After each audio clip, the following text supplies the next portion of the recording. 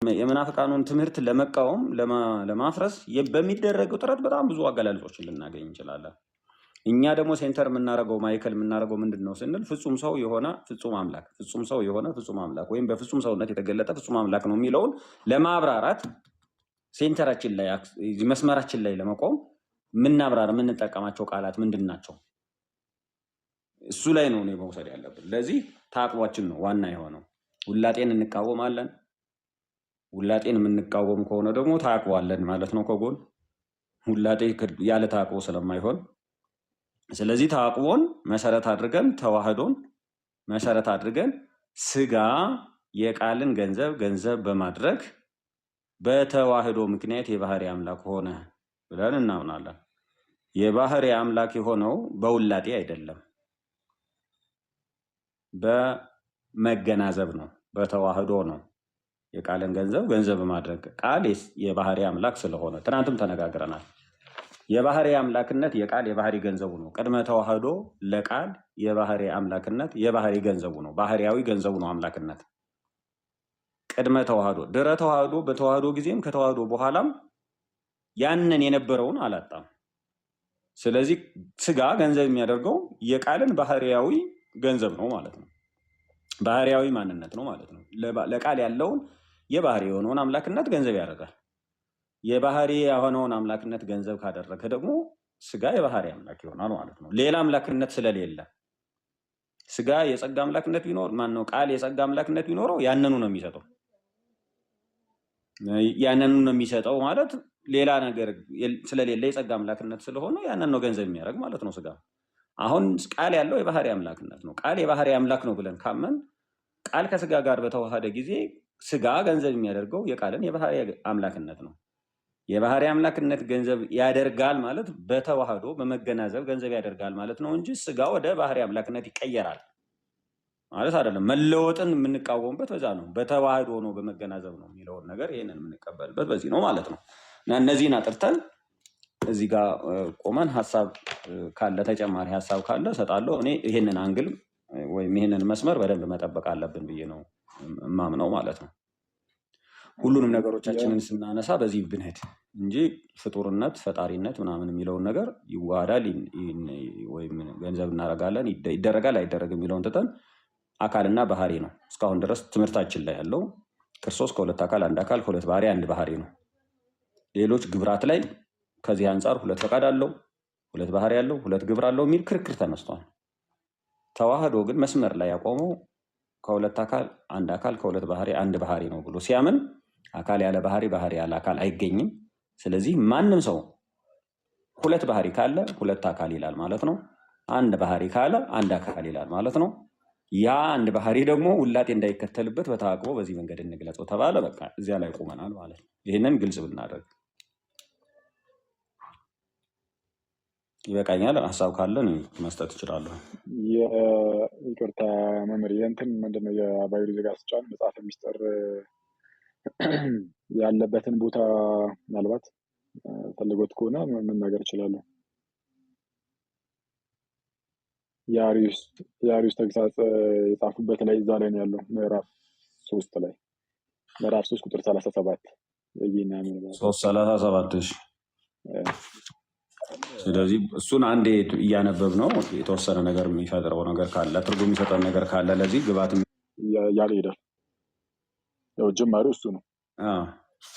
አሁን እንትኑን በደንብ እንድንሄድ ማለት ነው። አሁን እዚህ ለምሳሌ ስጋው ፍጡር ባይሆን በምራቁን ትፍ ብሎ መሬት ላይ ጭቃ ባላደረገ መለኮትን ፈጣሪ ባይሆን እውር ሆኖ የተወለደውን ሰው ምራቁን ለመቀባት አይኖቹን ባላበራ ነበር።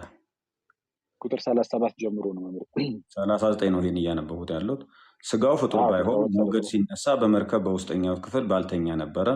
ፈጣሪ ባይሆን ነፍሳትን በመገሰጽ ባህርን ጸጥ ባላደረጋት ነበረ ይላል። አሁን ይሄንን ትናንት ተናግር ያለው ነው። የክርስቶስ ስጋተኛ አንልም። እንደዚህ አይነት አገላለጽ አርመን ማዳመጥ ማለት ነው። ስናነበው በትክክል ምስጢር ጠብቀን አርመን ሳይሆን ምስጢር ጠብቀን ማዳመጥና ማንበብ አለብን። ለምሳሌ ስጋው ፍጡር ባይሆን በምራቁን ትፍ ብሎ መሬት ላይ ጭቃ ባላደረገ ነበረ አለ። እዚህ ላይ በምራቁ እንትፍ ብሎ በመሬት ላይ ጭቃ ያደረገ ስጋው አይደለም፣ ክርስቶስ በስጋው ነው። ትናንት እየተናገሩ ነበር። ክርስቶስ በስጋው ነው እንጂ አንድ አካል አንድ ባህሪ ከሆነ በኋላ ለአንዱ ለብቻው ለስጋ ለብቻው ግብር አይሰጠውም፣ ፈቃድም አይሰጠውም፣ ስራ ምንም ነገር አይሰጠውም ማለት ነው። እና ይሄ ቃል አሁን እየተናገረ ያለው ለምንድን ነው ሲባል ስጋው ከሰማይ የመጣ ነው ያልተፈጠረ ነው ብሎ የሚቃወም ሰው ካለ ያንን የተፈጠረ መሆኑን ልናስረዳህ እንችላለን። ክርስቶስ ይህን አድርጓል ብለን እንገልጻለን። ግን እንዴት ነው የምንገልጸው? በስጋው ብለን። በስጋው እኮ እንትፍ ብለዋል። እንትፍ ያለው እኮ ስጋው ፍጡር እንደሆነ ግልጽ ስለሆነ ነው፣ ስለሚታወቅ ነው። ኦኬ፣ ማን ነው ግን እንትፍ ያለ? ክርስቶስ። ያ ምራቅ የማን ምራቅ ነው? የመለኮት ምራቅ ነው። መለኮት የተዋሃደው ምራቅ ነው ማለት ነው። የመለኮት ምራቅ ነው። የክርስቶስ ምራቅ ነው። ክርስቶስ ማለት ፍጹም ሰው ፍጹም አምላክ የሆነው አካል ነው። የአካሉ ምራቅ ነው ማለት ነው። ግን ያ ምራቅ በስጋው የተመጣ ነው ማለት ነው። እዚህም ባይተኛም ሲል ስጋው ባይተኛ አንልም፣ በስጋው ባይተኛ ነው የምንለው። ስጋው ፍጡር ባይሆን ለምሳሌ ስለ አልዓዛር ሞት ባላለቀሰ ነበር ይላል። ክርስቶስ አለቀሰ። ያለቀሰው ክርስቶስ ነው። በምን? በስጋው። አሁን ቃሉን ስንጠነቀቅ ስጋው እንደዚህ አይነት ንባቦች እየተስተካከሉ ብንሰማቸው ስህተት ውስጥ ላያስገቡን በሚችሉበት መንገድ ብንሰማቸው ጥሩ ነው ማለት ነው። አንዱ ይሄ ነው። ትክክል እያለ ነው። እስከ 39 40 ድረስ አለው። ብዙ ይሄዳል እና ይሄንን እንዴት ነው የምናዳምጠው ሲባል የክርስቶስን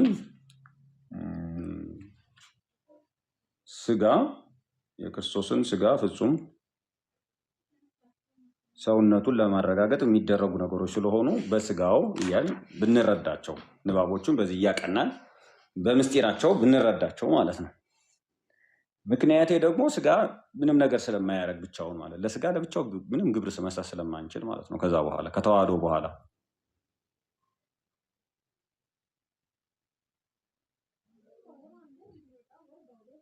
ኮሜንት ካላችሁ ሊሰማ ይችላለሁ። አሁን ይህንን በዛ መንገድ ነው የምንረዳው ማለት ነው። ይህን ንባብ በዛ መንገድ እንድንረዳው ነው የምፈልገው ማለት ነው። ደስ ይላል። በግብር ደረጃ ምንም ነገር ሲደረግ በስጋው ቃል ነው የሚደረገው እንጂ በስጋ ብቻ ወይም በመለኮት ብቻ የሚባል ነገር አይኖርም። ስጋው እንዲያረገ መለኮቱ እንዲያረገ ማለት እርግጥ ነው መከፋፈል ነው የሚሆነው እና ደስ የሚል ማብራሪያ ነው። ያው እኔ እንኳን ይህንን ያመጣሁት አንዳንድ ጊዜ ለአገላለጽ አሁን ቅድም ያሉት ነገር አለ። መምህር የሆነ ነገርን ለመግለጽ ሲሉ ለምሳሌ ስለ ሰውነቱ ለማስረዳት ሲሉ ስጋው ብለው ሊናገሩ ይችላሉ። ከአገላለጽ አንጻር እንደዚህ አይነቶችን ሊጠቀሙ ይችላሉ። ከተነሱበት እንደ ሁኔታ አንጻር የሚል ነገር አስቀምጠው ነበር እና እኔም ያው ምናልባት የሰውየው ኢንቴንሽን እንዳለ ሆኖ ለሆነ ጉዳይ ጥቅም ላይ ሊውል ይችላል። ፍጡርነቱን ሳይለቅ የባህሪ አምላክ ሆነ ማለት ፈጣሪ ሆነ ማለት ነው። እንዴት ነው እነዚህ የባህሪ አምላክ ሆነን እና ፍጡርነቱን አልለቀቀም የሚለውን እንዴት ነው የምታስማማቸው? እዛ ተዋህዶ ላይ ታቅቦ እንዳለ ሆኖ ማለት ነው። ፍጡርነቱን ሳይተው ስጋነቱን ልክ ተዋህዶ አንዳንድ ጊዜ በባልና በሚስት ይመሰል አይደል? ባልና ሚስት በጋብቻ አንድ ከመሆናቸው በፊት ወደ አንድነት ከመጣታቸው በፊት ባል የራሱ የሆነ ሀብት ይኖረዋል፣ ገንዘብ ይኖረዋል። ሚስትም ደግሞ የራሱ የሆነ ሀብት ሊኖራት ይችላል። ልክ አንድ ሲሆኑ ግን በጋብቻ ሚስት አስቀድሞ የእርሷ ያልሆነውን የወንዱን ሀብት የራሷ ታደርጋለች። የራሷን ገንዘብ ግን ሳትለቅ፣ የራሷ ገንዘብ እንዳለው ነው። ባልም ደግሞ አስቀድሞ የእርሱ ያልነበረውን የሚስትን ገንዘብ የራሱ ያደርጋል፣ የእርሱን ገንዘብ ግን ሳይለቅ። ልክ እንደዚህ ሁሉ በተዋህዶ ሰዓት ቃል ተለውጦ ወደ ፈጣሪነት ሳይለወጥ ፍጡርነትን ስቶት ፈጣሪ ሆነ ወደ ማለት በመለወጥ የሆነ ሳይሆን ይልቁንም ፈጣሪነቱን ሳይሆን ግን የቃልንም ገንዘብ ደግሞ ገንዘቡ ያደርጋል። ስለዚህም በተዋህዶ በኩል ስጋ ፈጣሪ ሆነ፣ በተዋህዶ በኩል ቃል ደግሞ ደካማ ባህሪያችንም ስለተባለ ፍጡር ተባለ እየተባለ ሃይማኖት አበው ላይ እንደተቀመጠው አንዱ የአንዱን ገንዘብ ገንዘብ በማለት እንደዛ ነው። ኦኬ፣ አሁን ፍጡርነቱን ሳይለቅ የባህሪ አምላክ ሆነ ካልክ በኋላ ያንን የባህሪ አምላክ የሆነውን ስጋን ብቻውን ማየት አትችልም አይደል? ተነጥሎ ብቻውን ማየት አንችልም። ሆኖ የሚቀጥለውም ስለዛ ለዛ ነው ዲቫይን ፐርሰን እየተባለ ይጠራል ብዙ ጊዜ። ቆይ ይሄኛው ይቀርላ ጊዜው ብቻ እንደዛ ነው። ለብቻው ተነጥሎ እንትን ይባላል። ስለዚህ አሁን የኔ ምንድን ነው የቃል ማነው ስጋ ቃል ፈጣሪነቱን ሳይለቅ ያው ስጋን ተዋሃደ ማለት ምንም ማለት አይደለም። ያው ስጋን ማክበር ስለሆነ ማለት ነው። ስጋ ቃልን አያከብረውም፣ ቃል ግን ስጋን ያከብረዋል። ቃል ድሃ ነው፣ ያው እናውቃለን። ማለት ስጋ ድሃ ነው ማለት ሰውነት፣ የሰው ባህሪ፣ የሰው አካል ድሃ ነው፣ ነዳይ ነው ማለት ነው። ስለዚህ ንዴቱን፣ ድህነቱን ወደ ክብር የሚቀይርለት ከቃል ጋር ባለው ተዋህዶ ነው ማለት ነው። ከቃል ጋር በሚፈጠርለት ዝምድና ነው ማለት ነው። ተዋህዶ ተዋህዶ ነው ማለት ነው ያመጣለት። ግን ስጋ ሲከብር፣ ቃል ግን በስጋ ምክንያት አይከብርም። በግልባጩ የምታየዋለሁ። ቃል በስጋ ምክንያት ራሱን አዋረደ፣ ዝቅ አደረገ፣ ባሪያ ተባለ የሚሉ ነገሮች ነው የሚመጣለት በስጋ ምክንያት። በእግዚአብሔር መልክ ይኖር የነበረው እሱ የባሪያን መልክ የያዘ ስለሚል የያዘው መልክ የባሪያን ነው። ወይም ደግሞ ቃል ስጋ ሆነ ስለተባለ ማለት ነው የባሪያን መልክ የያዘ በምስሉም እንደ ሰው ተገኝቶ ራሱን አዋረደ ይላል። ራሱን ባዶ አደረገም ይላል። ስለዚህ መክበር ሳይሆን ስጋን በመዋሃዱ ቃል መክበር ሳይሆን መዋረድ ነው ያገኘው። ትክክል። ዝቅ ማለት ነው። ስጋ ግን በግልባጩ ነው ያለው ማለት ከፍ ይላል። ከፍ ይላል። ቃል ዝቅ። ስለዚህ ስጋ ደግሞ በቃል በኩል ከፍ። ቃል ፍጡር ወደ መሆን ሊዋረድ አይችልም። ምንድነው ደካማ ባህሪያችንን ስለተዋሃደ ፍጡር ይባላል። አሁን ወደ መሆንን ይባላል እንትሆኑና ከሆነ እንለዋለን፣ ካልሆነ ደግሞ አንለውም። መጀመሪያ መሆኑን ቃል ስጋ ሆነ ስለሚል ያን መሆንን አንደርስታንድ እናድርግና ከዛ በኋላ ስያሜው ከዛ ከመሆን ስለሆነ የሚመጣ ወይም ደግሞ ይባላል አይባልም የሚል የምናመጣ ከሱ ስለሆነ ማለት ነው። ፍጡር ሆኗል ብዬ ነው የማምነው። ቃል ፍጡር ሆኗል፣ ተለውጧል አይደለም። ፍጡር ሆኗል ማለት ልክ ቃል ስጋ ሆነ ሲባል ስጋን የያዘ ስለሆነ ፍጡርነትን የያዘ ነው በስጋው በኩል እሱ ነው። አሁን ስጋ የስጋ ፍጡርነት ለቃል ይቆጠርለታል። በተዋህዶ ሰዓት ይቆጠራል ለቃል አለ እንደዛ ንባብ። ሃይማኖት አበው ደካማው ባህሪያችንን ስለተዋሃደ ፍጡር እንለዋለን ይላል እኮ። ክርስቶስ ችግር የለውም። አሁን እኔ የነጠልሁት ሆን ብዬ ነው። ክርስቶስን ስናይ አንድ አካል አንድ ባህሪ ነው። በተዋህዶውን ስናይ ስግው ቃልን ስናየው ምንም ሳንነጣጥል ስናየው ክርስቶስ ፍጹም ሰው ፍጹም አምላክ ስለሆነ ለመረዳት ላይከብደን ይችላል። ቃልን ነጥዬ ልክ አሁን ለምሳሌ ቃል ከስጋ ጋር ሲዋሃድ ስጋን አከበረው እንደምለው፣ እንደገና ደግሞ ቃል ደግሞ በስጋ ተዋረደ እንደምለው፣ ስጋ የባህሪ አምላክ ሆነ እንደምለው፣ ልክ እንደዚህ መሆን ፍጡር መሆን የሚባል ነገር አለ ወይ ለቃል? አሁን ደካማው ባህሪያችንም ስለተዋሃደ ሲል ማን ነው የተዋሃደው? ደካማው ባህሪያችን እሱማ ቃል ነው። እሱ ቃል ከሆነ ደካማ ባህሪያችንን ስለተዋሃደ ምንድነው ፍጡር እንለዋለን እኮ የተባለው። የተዋሃደውን እርሱን ፍጡር እንለዋለን። በምን? በስጋው በኩል ማብራሪያ ያሻዋል ነው። እሱማ ቃልን ከተዋህዶ በኋላ ፍጡር የምንልበት መንገድ አይደለም። እሱ አሁን ደካማ ባህሪያችንን ስለተዋሃደ ነው የተዋሃደው። ፍጡር ባህሪ ስለሆነ ነው እንጂ እሱስ ፍጡር ስለሆነ ነው አይደለም። እሱ የተዋሃደው ፍጡር ባህሪ ስለሆነ ነው። ለዛ ነው እኮ ያ እሱ የተዋሃደው ፍጡር ባህሪ ሆነ ማለት እሱ ፍጡር ሆነ ማለት ነው። እንደዛ ልናገረው እንችላለን። እሱ የተዋሃደው ፍጡር ባህሪ ነው እኮ። ፍጡር ባህሪን ስለተዋሃደ ደካማ ባህሪያችንን ስለተዋሃደ እርሱን ፍጡር አልነው ነው የሚለው ሃይማኖት አበው ላይ። ስለዚህ መልሰን እንየው ንባቡን የምንይና ተመልሰን እንምጣና አሁን ምክንያቱም እንደዚህ አይነት ነገሮች አንዳንዶቹን ማጥራት ስለሚፈልግ ማለት ነው። እስኪ ሀሳብ ያለው እኔ እየጠየቅኩ ነው። ያው ነገሩን ሁለት እስቲ ከዚህ ጋር በተያያዘ መጋቢ እኔ ቀጥተኛ መስመር አንድ ይቅርታ፣ እሺ የምንጠያየቀው ግን የኤርሲያንን አስተምህሮ ለማውጣት እንጂ አሁን ቃላት ላይ እንትን ለማለት አይደለም። ማለት የሆነ ፖስት ምናምን ለማለት ለመረዳት ነው። ተስፋ አደርጋለሁ። አሁን ምንድነው እኔ የማየው ልክ እንትን ላይ በውላጤን በመቃወምና ስጋ የባህሪ አምላክ ሆነ ማለትን በመረዳት በእነዚህ ግራና ቀኝ ያሉ ሁለት ገደሎች ነው የማይ። በእነዚህ መሀል ቀጥታ ቀጭን መንገድ ላይ ይሄድን ነው። ውላጤን እንጸይፋለን፣ ውላጤን እንቃወማለን። ይሄንን ውላጤን ደግፋለሁ የሚል እስካሁን አልሰማሁም። ከዛ ስጋ የባህሪ አምላክ አልሆነም የሚልም አልሰማሁም እስካሁን። ስጋ የባህሪ አምላክ ካልሆነ ይሄንን ስትረዳ ውላጤን ሊያመጣ በማይችል መንገድ ክርስቶስን ፍጡር ከማለት እንዴት ትወጣለህ? አንዱ አይ ከዚህ ስለማልወጣ ክርስቶስን ፍጡር ማለት አለብኝ ምክንያቱም ውላጤ እንደሆነ ያስረዳብኛል ካለ ያኛው ሳይድ በምንድን ነው የሚያስረዳ? ይሄን ቀጭን መስመር ይሄንን ነው የማየው። እዚህ መስመር ላይ ሁለታችንም ካለ ክርስቶስ የባህሪ አምላክ አይደለም ብሎ የሚያምን ካለ እዚህ ከሰማሁ እሱን ሌላ ማለት ስጋ የባህሪ አምላክ አልሆነም፣ ስጋን የባህሪ አምላክ አላደረገውም ተዋህዶ የሚል ካለ ልስማ። እሱን አልሰማሁም። ትናንትም አውርተናል። ስጋ በተዋህዶ የባህሪ አምላክ ሆኗል ብለናል።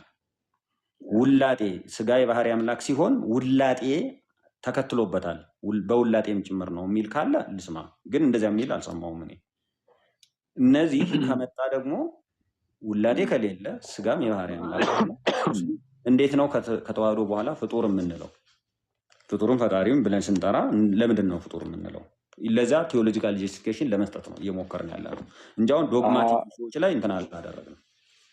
ይሄ ማለት ስግው ቃልን አምላክ እሱን እስከዛ ሃይማኖት አበው ነው ያወጡት። ምዕራፍ 35 ቁጥር 3 ነው። ስግው ቃል አምላክም ሰውም ይባላል አይደል? ማለት ነው አምላክም ሰውም። አገላለጹን ላልወደው ይችላል። ትናንት ነግሬያለሁ። እንትኖቹን ስቴትመንቶቹን ቶለሬት ማድረግ ይችላለሁ፣ ግን ላልወደው ይችላለሁ። እሱን አገላለጽ ማለት ነው። እንግዲህ ይሄ አሁን ከባድ ነው። እንደዚህ ኢየሱስ እርሱ ቴያንትሮፖስ ነው፣ ጋርማን ነው፣ አምላክም ሰውም የሆነ ነው እና አምላክም ሰውም አሁን እኛ በስጋ የተገለጠ አምላክ ነው። ቅድም ተናግሬ ነበረ። ፍጹም ሰው የሆነ ፍጹም አምላክ ነው ስንል ይሄ ለምንድን ነው ሲባል በደንብ መራቀን ለማምጣት ነው። ይሄ እና አዳጋሚ ምናምን ቃላት ምን ያመጣሉ የሚለውን ትግል ለመሸሽ ነው አሁን እንደየፈራ የታገልን ያለ ነው። ምክንያቱም እና ምን ስናጫፍር ሰውና አምላክ ስንል ሁለትነት ፓርሻል ክድም ፓርሻል ጋር ፓርሻል ማን የሚል ነገር እንዳያመጣብን ማለት ነው። አምላክና ሰው እኮ አይደለም ያልኩት። አምላክና ሰውማ ከባድ ነው። አምላክን ሰውን ከሱም ለመራቅ ነው። ከሱ አሁን አምላክና ሰው ከማለት አምላክም ሰውም ማለት ይርቃል። ከዚህም ደግሞ መራቅ እንችላለን ወይ? ሙከራ እያደረኩ ነው። ፍጹም ሰው ሆኖ የተገለጠ ፍጹም አምላክ ይሄ ቃላቶቹ እስቲ ይበልካል። ፍጹም ሰው ሆኖ የተገለጠ ፍጹም አምላክ ደስ ይላል። ይህም በጣም ደስ የሚል አገላለጽ ነው። ግን አምላክም ሰውም የሚለውም የኤርሲያናችን አገላለጽ ነው እንጂ አሁን ያሉት መጨረሻ ላይ በስጋ የተገለጠ አምላክ፣ ፍጹም ሰው ሆኖ የተገለጠ አምላክ፣ ፍጹም አምላክ፣ እነዚህም በጣም ደስ የሚሉ አገላለጾች ናቸው። ምን ያህል እንትኑን ዋና ጉዳያችን ለክርስቶስ ሰው የመሆን ምስጢር፣ ለክርስቶስ የማዳን ምስጢር ምን ያህል እንደምንጠነቀቅ ለማሳየት ነው። ሌላ ምንም እንትን የለውም። አንደኛ ያልገባንን ነገር አልገባንም በማለት በትህትና መግለጥ፣ ሁለተኛ የገባንን ነገር በጣም በጥንቃቄ መግለጥ እንድንማር ነው። ሌላ ነገር የለም። እሺ መምህር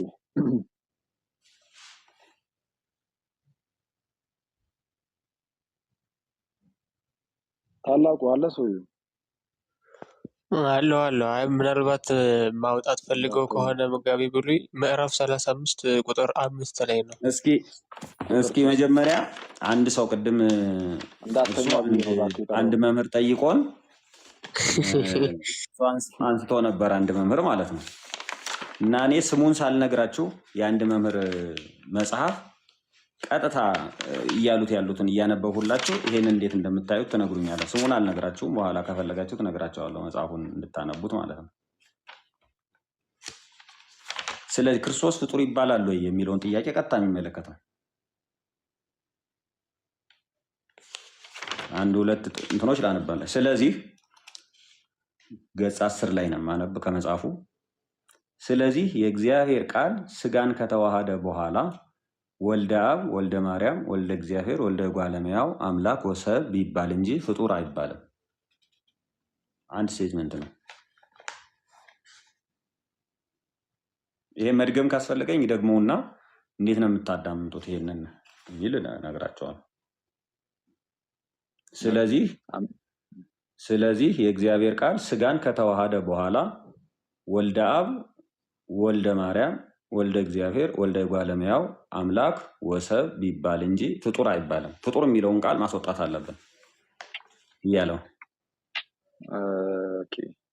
የምረዳው ፍጡርን ፈጣሪን ከሚለው ውስጥ ፍጡርን ማውጣት ነው የሚለው ከሆነ ትንሽ ይከብዳል። ግን ቃል ስጋን ስለተዋሃደ ፍጡር ይባላል የሚለው ግን እሱን ኢቨን በአባቶች ውስጥ አንዳንድ ቦታ ላይ ማግኘት ይቻላል። በነገራችን ላይ አሁን ከአንድ ቤተክርስቲያን መምህር ብቻ ሳይሆን ከእነ ቅዱስ አትናቴዎስ ውስጥም ማለት ነው ስጋን ስለተዋሃደ ብቻ ፍጡር ነው ብለን እንዳንጠራው ይህን ራሱ ይከላከሉበታል። የስጋን ፍጡርነት ረስተውት ዘንግተውት ሳይሆን ይህን ተዋህዶውን ይዘው ግን ኢየሱስን በቃ ፍጡር ነው ብሎ እንዳያስቀምጡት ማለት ነው። ፈጣሪም ፍጡርም አይባልም ሳይሆን ያሉት መምህር እንዳዩት ከሆነ ፍጡር አይባልም ነው እና አይ ሩቅ ቢሲ ነው ማለት አሁን ሩቅ ቢሲ ማለት እና ሩቅ ቢሲ ክልክል ነው። በቃ ሰው ብቻ ማለት ስለሆነ ሩቅ ቢሲ ነው አንበል የሚል ክልክል ነው። አይቻልም። ኦፍኮርስ ሰምተዋል አይደል? ይሄን ንባብ አሁን ያነበቡት ንባብ በጣም በጣም የሚስማማና የማቴዎስ ወንጌል ምዕራፍ 16 ላይ ያለው ነው። ራሱ እኮ ነው ለጴጥሮስ ያለው ማለት ነው። የሰው ልጅ ብሎ ጌታ አለ፣ እሱ ደግሞ የእግዚአብሔር ልጅ ብሎ የመለሰው ማለት እኮ ነው። እዛ እኮ አሁን የምናወራበት ነገር እዚያ ላይ ተመልሷል ብዬ ነው የማምነው። ይሄን አሁን ሰውየውን እነግራቸዋለሁ፣ መጽሐፉንም እነግራቸዋለሁ። ስለዚህ የእግዚአብሔር ቃል ስጋን ከተዋሃደ በኋላ ወልደ አብ ወልደ ማርያም ወልደ እግዚአብሔር ወልደ እጓለ እመሕያው አምላክ ወሰብ ቢባል እንጂ ፍጡር አይባልም ማለት አንድ ነው። ከዛ ፍጡር የሚባለው መሀባ አልቦ ሀበቦ ወይም ከአለመኖር ወደ መኖር የመጣ ነው። ለፍጡር ከራሱ በአፋ አስገኛለሁ ይልና ክርስቶስ ግን አስገኝ የሌለው ራሱ በራሱ የሚኖር ነው።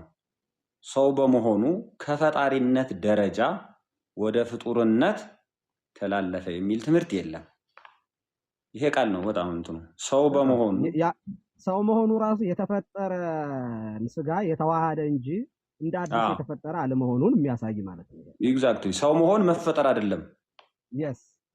ስለዚህ ሰው ሆነ ብለህ ተፈጠረ ወደ ተፈጠረ አይባልም፣ አይኬድም። ኦፍኮርስ ከፈጣሪነት ወደ ፍጡርነት አይወርድም በራሱ ቃል ማለት ነው። ይሄ ቃል ዘጋው ግን ካለመኖር ወደ መኖር መጋቢውን ሲጠይቁት የነበረው ይሄን ነው። ራስዎም ሲጠይቁት የነበረው እዚህ ጋር ቃል ስጋ ሆነ ሲባል ወይንም ደግሞ የፍጡርን የተፈጠረን ስጋን ነሳ ወእንቲአሁ ሕይወት ወሀበነ ነው። ስለዚህ ነሳ ማለት ተፈጠረ ማለት አይደለም። በነገራችን ላይ በጸሎታችንም ላይ አምላካችን ፈጣሪያችን እንለዋለን። ፍጡራችን ግን ልንለው አንችልም። በዚያ ኮንቴክስት ስንሄድ ፈጣሪም ፍጡርም ነው ካል ፈጣሪያችን ስንለው ፍጡራችንም ማለት አለብን ማለት ነው። በሌላ አነጋገር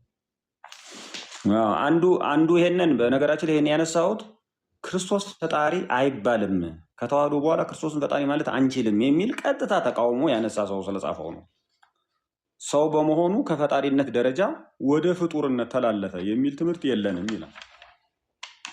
ከዛ ሃይማኖት አበው ሩቅ መለኮት ስጋን ፍጡር ይለዋል እንጂ ሩቀ መለኮት ይቅርታ፣ ሃይማኖት አበው ሩቀ መለኮት ስጋን ፍጡር ይለዋል እንጂ ስጋን የተዋሃደውን ቃልን ፍጡር አይለውም።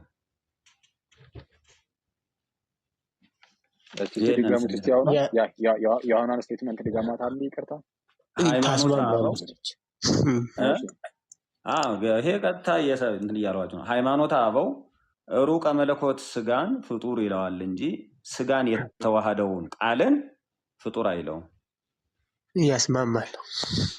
ከዚህ ጋር ምናልባት አንድ ላይ ሊሄድ የሚችል አንድ ላይ ልታዩት የምትችሉት ነገር ካለ ይቅርታ ማለት ለምሳሌ ቅዱሳን ሐዋርያትን ወንድሞቼ ብሏቸዋል።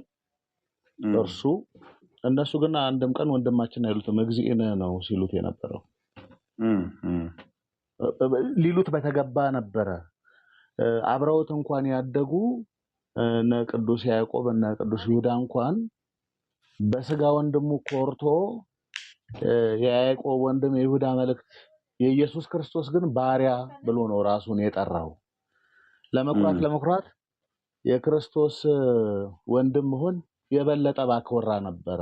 ደግሞ ወንድሞቼ ብሎ ሲጠራቸው አያፍርባቸውም ብሎ ደጋግሞ ተናግሯል። አባቱንም አባታቸው ብሎ ሰጥቶን አባት ብለን የምንጠራበት አላፈረባቸው የሚለው ለምን ታስፈለገ? ሐሳቤን ልጨርስ። እንትኑ የሶትን ሐሳብ እየደገፉ ነው። አላፈረባቸውም ወይም አያፍርባቸውም የሚለው ቃል ራሱ እኛ ሊታፈርብን የሚገባ ስለሆን ወደ ላይ ደግሞ መልሰን ጌታችንን ወንድማችን ማለት የማንችል መሆናችንን ለማሳየት ነው። ስለዚህ ከሐዋርያቱ ሕይወት የምንረዳው ወንድሞቼ እያላቸው እነሱ ግን ወንድማችን ብለው አንድ ቀንም አልጠሩትም። ልክ አሁን ፍጡር ብለን መጥራት የተገባን ከሆነ ከተዋህዶ በኋላ ፍጡር ከማለት ይልቅ ወንድማችን ማለት በተገባን ነበር። ቅዱስ ጳውሎስ ራሱ በሮሜ መልእክቱ ሲናገር በብዙ ወንድሞች መካከል በኩር ይሆን ዘንድ አለ እንጂ በእኛ መካከል በኩር ይሆን ዘንድ አላለም። ስለራሱ ሲናገር ለ11 ተገለጠ፣ ለ120 ተገለጠ፣ ከ500 ለሚበልጡት ከትንሣኤ በኋላ ተገለጠ፣ በመጨረሻም እንደ ጭንጋፍ ለመሆን ለኔ ተገለጠልኝ አለ እንጂ ለኔ ለወንድሙ ወይም ወንድሜ ተገለጠልኝ አላለም። ስለዚህ ስለምን አንዳቸውም ይሄንን ለማለት አልደፈሩም እና እኛ ዛሬ ላይ ተነስተን ከተዋህዶ በኋላ ፍጡር ወፈጣሪ እንዴት ልንለው እንችላለን ነው። ሌላው ደግሞ ቅድም ቃል በስጋ ምክንያት ተዋረደ ሲባል ሰው መሆንን የሚያሳይ እንጂ ፍጡር መሆን ከሆነ የቃል መውረድ ክብር ሴት አግኝቶበታል እንደማለት ነው። የመጣው የወደቀውን ሰው ሊያነሳው እንጂ የወደቀውን ሰው ለማንሳት ታች ድረስ መውረዱ ነው ውርደት የተባለው ሰው መሆኑ ነው እንጂ ፍጡር ወደ መሆን መውረድ አይደለም። እና የወደቀውን ሰው ሊያነሳው እንጂ እሱ ክብር ሴት ሊያገኝበት አይደለም። የነገረ ድህነት ዋንኛ ዓላማው ራሱ የሰው ልጅ የጠፋውን ሊፈልግ መጥቷልና ወጥቶ ወርዶ ነዶ በርዶ አገኘው ባገኘው ጊዜ ተሸክሞ ካልጠፉት ጋር ቀላቀለው አለ እና በዚህ ሁሉ የመጽሐፍ አስረጂ ውስጥ እንዲህ ሊሉ አልደፈሩም ቅዱሳን ሐዋርያት። እሱ ራሱ ወንድሞቼ እላችኋለሁ ባሮች አልላችሁም እያላቸው ወንድማቸው ጌታችን ያሉት የጌታ ኢየሱስ ባሪያ ነው እያሉ ራሳቸውን የጠሩት ለማለት ነው። ስለዚህ ካሁኑ ቃል ጋራ ሩቅ ብእሲ ሩቀ መለኮት ስጋን ፍጡር እንለዋል ይሉታል እንጂ ሃይማኖተ አበውም መለኮትን የተዋሃደ ስጋን ቢልም ነው እነሱ ደፍረው ግን ፍጡር ብለው አልጠሩትም የሚለው ከዚህ ጋር ሊገናዘብ ይችላል። መጽሐፍ ቅዱስ በጠቅላላ የሚናገረው ይሄን ነው ለማለት ነው። እግዚአብሔር ይስጥልኝ።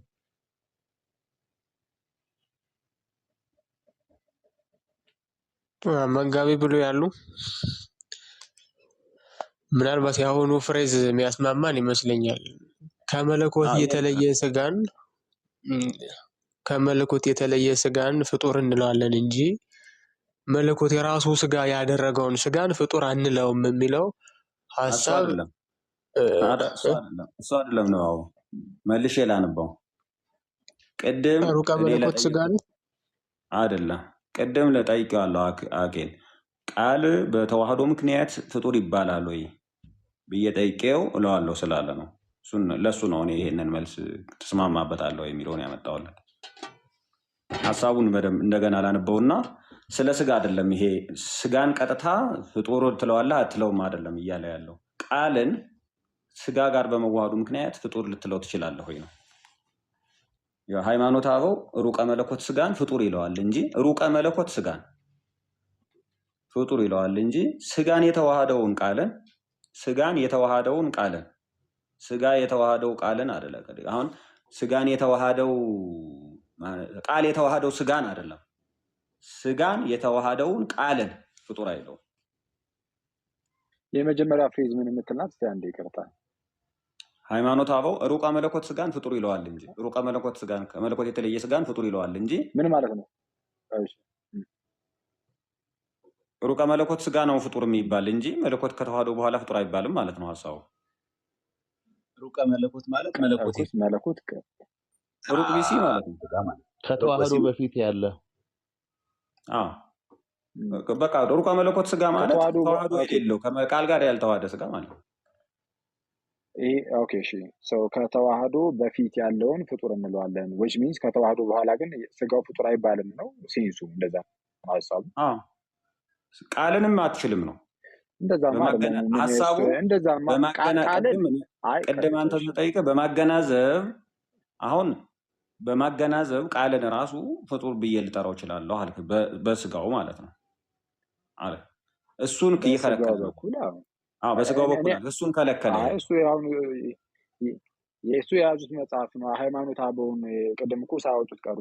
ፍጡሩን ጋር አነብልሃለሁ። እሱ ችግር ብናነባ አይሻልም? ሃይማኖተ አበውን እኮ ነው አነብልሃለሁ። እሱ ምዕራፍ 35 ቁጥር 3 አነባለሁ። ግን የዚህን ኢሞሽን እንዴት ነው የዚህን ሀሳብ እንዴት ነው የምትረዱት? ይሄን መጽሐፍ ነው እኔ ላነብላችሁና ሌሎችን በደንብ አልተረዳሁትም። ኦኬ እሺ፣ ሃይማኖተ አበውን እንምጣ። ይሄንን ማንበብ እችላለሁ፣ አነብላችኋለሁ። ብዙ ነው፣ አንድ ብቻ ሳይሆን ሌሎች አሉ አሁን ያላነበቧቸው። ሃይማኖተ አበውን እያነበብን እንሂድ። እስመ ክርስቶስ ኢፍጡር ወፍጡር ሀብሩ ባህዱ ህላዌ ባህዱ ህላዌ ወአካል ህቡራ። ይሄ ግዙ ቀሲስ ሁላችሁም አሉ ግዙ የሚችሉ ሰላም ለኪ መጽሐፍ ነው ነበረዋል። ስማቸውን አልነገሩኝም እንጂ ኤፍሬም ናቸው። ኤፍሬም ግዙን በትክክል ሁሉም ሰራው ስለሚሰማ ግዙን አዳምጡ። ግዙ ምንድን ነው የሚለውን ነገር ሀሳብ ልሰጥ ነው። አሁን ግዙ እያለ ያለውን ነገር ትክክል ካልሆኑ ትክክል እንደዚህ ነው ይመስለናል የምትል እንድትነግሩኝ ማለት ነው። እስመ ክርስቶስ ኢፍጡር ወፍጡር ሀብሩ ባህዱ ህላዌ ወአካል። ክርስቶስ ማለት ፍጡርና ፈጣሪ በአንድ አካል በአንድ ባህሪ የተዋሃዱት ማለት ነው፣ የተዋሃዱበት ማለት ነው የሚለው። አሁን ይሄ ክርስቶስን ሲተረጉም ፍጡርና ፈጣሪ ሀብሩ ባህዱ ህላዌ ወአካል በአንድ አካል በአንድ ባህሪ ተዋሃዱ ማለት ነው አለ። ፍጡርና ፈጣሪ በአንድ አካል በአንድ ባህሪ ተዋሃዱ ማለት ነው አለ። ይሄ ማለት ከተዋህዶ በኋላ ክርስቶስ ፍጡርና ፈጣሪ እየተባለ ይቀጥላል ማለት ነው ወደሚል ትርጉም እንድንሄድ ይጋብዘናል። ንባቡ ፍጡርና ፈጣሪ በአንድ አካል ተዋሃዱ ማለት ነው ክርስቶስ ነው የሚለን።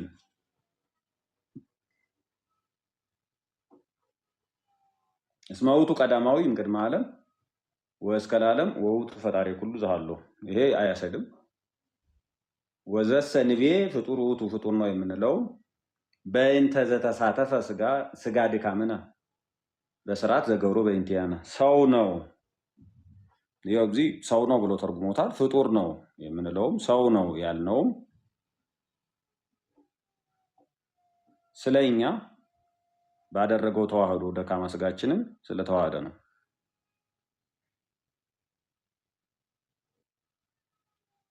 ይሄንን አሁን ይዘን ምንድን ነው የሚለው አክሊል? አሁን ይሄን ጥቅስ ለምንድን ነው የምትፈልገው? ሁላችንም ጥቅሱን የምንረዳበትን መንገድ ከዶግማ አንጻር ካነሳነውም ጭብጥ አንጻር ከኮንቴክስቱ ጋር አንጻር አስተያየት እንሰጥበት ማለት ነው። ያው ፍቅረ ማርያም ያዘጋጁት የአንድምታው ማነው የሃይማኖተ አበው አንድምታ ላይም ፍጡር ነው የምንለው ደካማ ባህሪያችንን ስለተዋሃደ ነው ይላል። በቃ ይሄ ሲምፕል ነው ቃሉ ማለት ነው። የፍቅረ ማርያም አውቀታ እንደዛ ቀላም ሁሉ ከንቀ የሊቀ ሊቃውንትንም የፍቅረ ማርያምንም እንየው ሁለቱንም ማለት ነው። ፍቅረ ማርያም አለ አንተ ጋር ጽሁፉ አለኝ እኔ በፎቶ ነው ያስቀመጥኩት። አንዴ ችግር የለው። እኔ የፍቅረ ማርያምንም እርሱንም ሁለቱንም እያነበው እየተረጎሙ ላይ ሄዳለሁ አለኝ ሁለቱም ንባቡ ማለት ነው። በቃ ቀጥሎ ቁጥር 2 አይደል? እስመ ክርስቶስ ኢፍጡር ወፍጡር ሀብሩ ባህዱ ህላዌ ባህዱ አካል ህቡራ ይሄ የሊቀ ሊቃውንት ዕዝራን ነው የማነበው። የክርስቶስ አዳምጡ። የክርስቶስ ያልተፈጠረ ባህሪውና የተፈጠረ ባህሪው አንድ አካል አንድ ባህሪ በመሆን እንደተዋሃደ ተናገረ። አንድም ያልተፈጠረ ባህሪና የተፈጠረ ባህሪ በተዋህዶ አንድ ሆነዋልና ይቤ ክርስቶስ አለ። አንድም የክርስቶስ ያልተፈጠረ ባህሪውና የተፈጠረ ባህሪው በተዋህዶ አንድ እንደሆነ በተናገረበት አንቀጽ ይቤ ንብል በእንቲአሁ ይፍጡር ውእቱ ያልተፈጠረ እንደሆነ የእሱን ነገር እንናገራለን። እስመ ውእቱ ቀዳማዊ እምቅድመ ዓለም ወእስከ ለዓለም ዓለም ሳይፈጠር የነበረ አንድ ይቅርታ ምን እንደሆነ እንናገራለን። ይቤ ንብል በእንቲአሁ ኢፍጡር ውእቱ እንደውም ከንባብም የሊቀ ሊቃውንት ከንባብም ይኸው ኢፍጡር የቤተ ክህነቱን እንትን አለ። ይቤ ንብል በእንቲአሁ ኢፍጡር ውእቱ ይኸው ያንተም ኢፍጡር ውእቱ ነው የሚለው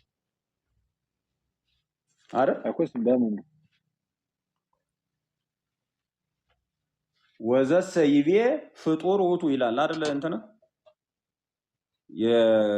የትንሣኤ ማሳተሚያ ማን ናቸው? የተስፋ ገብረስላሴ ያሳተመው ወዘሰ ይቤ ፍጡር ውእቱ ይላል አይደል?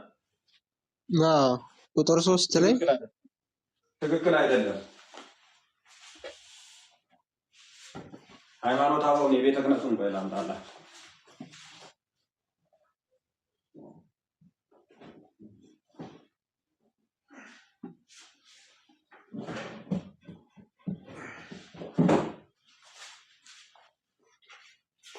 ሃይማኖተ አበው የቤተ ክህነቱ ካረመ ትንሣኤ የታተመውን ኮፒ ነው እንዳለ የወሰደው። በእርግጥ ቤተ ክህነቱም ስህተት ሊኖርበት ይችላል።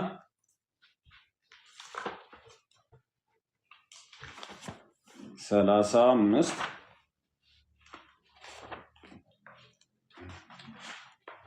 ወዘሰ ይቤ ፍጡር ውእቱ ሃይማኖተ አበው የቤተ ክህነቱ ፍጡር ውእቱ ነው የሚለው ግን ወዘሰ ይቤ ሰው ነው ያልነው ብሎ ነው የተረጎመው። ትክክል አይደለም። ስለዚህ አሁን ንባቡ በሊቀ ሊቃውንት ዕዝራና ትክክል ያልሆነው በምን ማስረጃነት ነው? አሁን አትሊስት በህትመቱ በመምህራን በጉባኤ ቤት ያሉ መምህራን ያሳተሙት ነው። አትሊስት ማለት ነው። ሁለቱም ላይ እኮ ፍጡር የሚለው እኮ አሁን ሁለቱም ያመጡት ላይ የትንሣኤውም ያኛው ፍጡር አለ። የፍቅረ ማርያምን ሲጠራ አንድምታ ትርጓሜውን ሲያዘጋጁት ፍጡር ብለውን የተረጉሙት ነው። የፍቅረ ማርያም ፍጡር ነው። ስህተት ብሎ ለመጣል የሚያበቃን ምን አለ?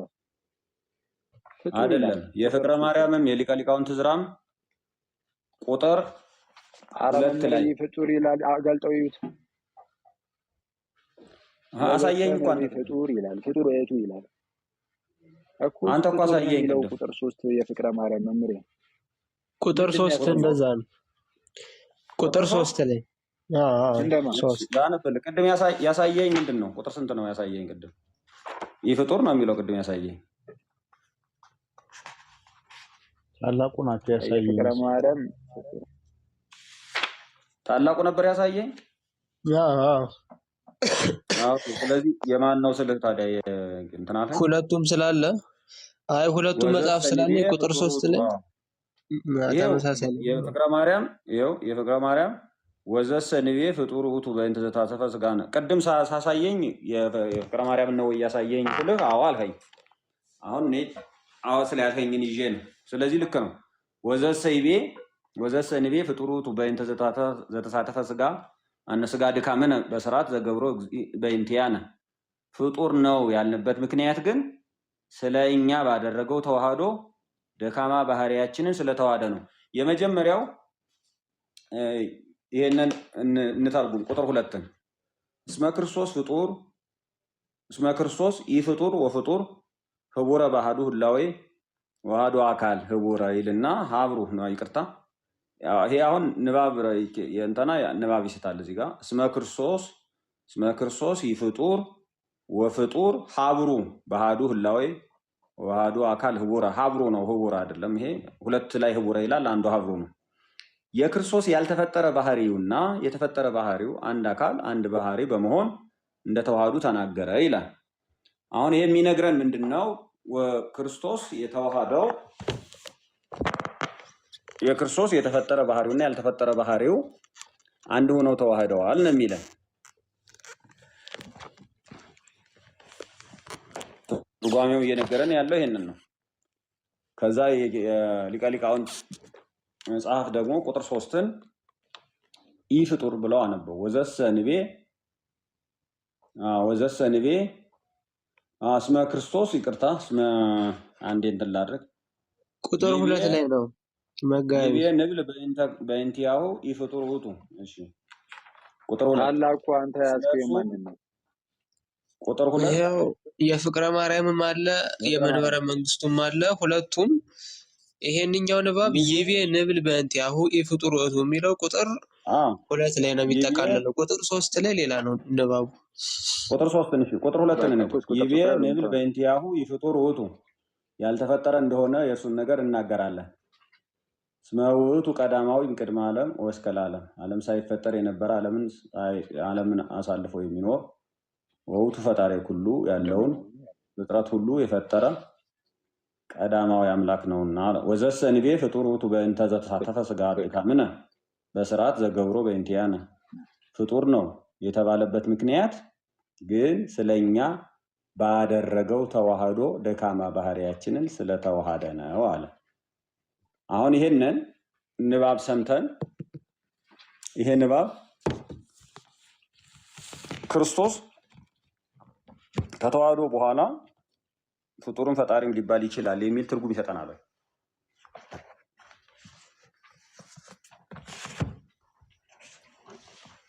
እኔ የምለው መምህሬ የተፈጠረ ባህሪና ያልተፈጠረ ባህሪ ተዋህደው አንድ ሆኑ የሚል ቃል አለ አይደለ? የሊቀ ሊቃውንት ዕዝራ ነው መሰለኝ የሚያነበው እንደዛ እያሉ አለ። ሁሉም ይሄንን ይላል። የተፈጠረ ባህሪና ያልተፈጠረ ባህሪ የተፈጠረ ባህሪና ያልተፈጠረ ባህሪ ተዋህደው እሱን ኦኬ ፍጡር አይደለም የሚለውን ማለት ነው። አይ ባህሪ የሚለውን ስለጨመሩ ነው የተፈጠረ ባህሪና ያልተፈጠረ ባህሪ ብለው ካስቀመጡ ከሁለቱ ባህሪያት የጠፋ ባህሪ አለ? ከተፈጠረ ባህሪና ካልተፈጠረ ባህሪ የጠፋ ባህሪ ሱማ ቅድም እኮ ተነጋገርን። በተዓቆን እንስማማለን፣ ውላጤን በመቃወም እንስማማለን ተባብለን ወጥተናል። ይሄንን አሁን ወደኋላ መመለስ ካስፈለገው ነው እንጂ ተዓቆን የማይደግፍ አለ እዚህ፣ ውላጤን የማይቃወም አለ። ስለዛ ከሌለ የስጋን የባህሪ የተፈጠረ ባህሪና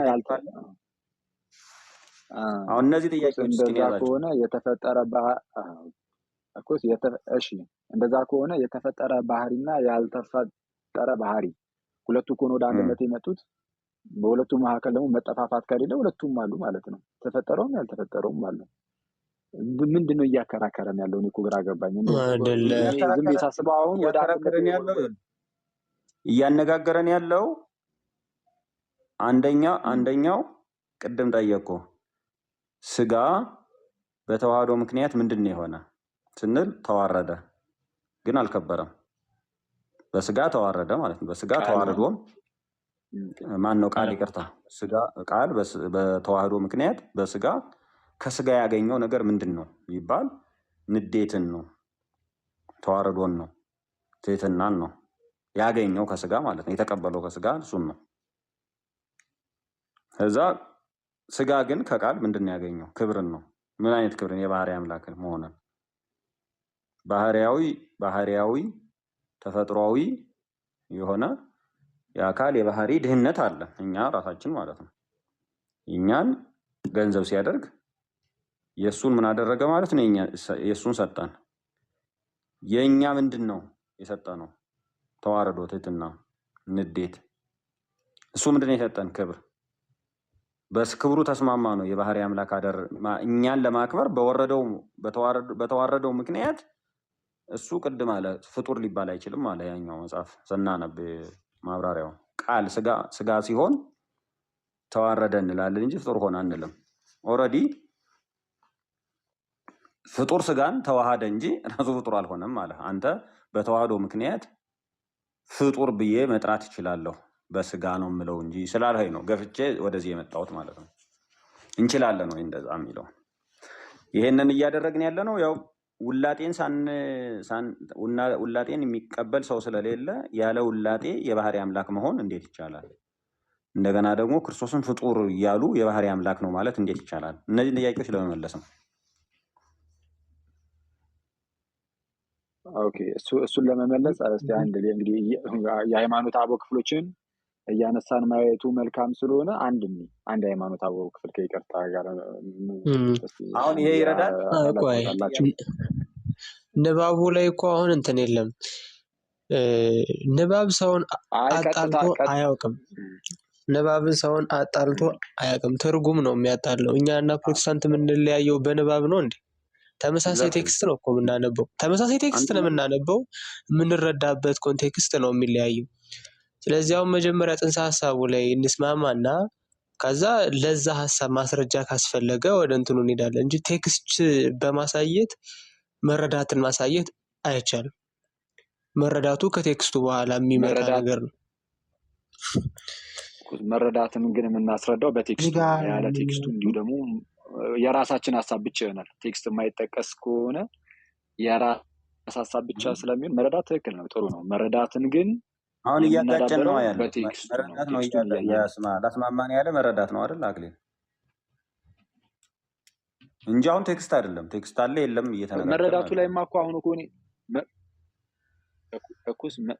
መረዳቱ ላይ በቴክስት ደረጃ ፈጣሪም ፍጡርም የሚል አለ። ባይዚ በቴክስት ደረጃ እንሂድ ከተባለ ፈጣሪም ፍጡርም ኢየሱስ እርሱን ማለት ነው አንድ የሆነውን እርሱን ፈጣሪም ፍጡርም የሚል ቴክስት አለ።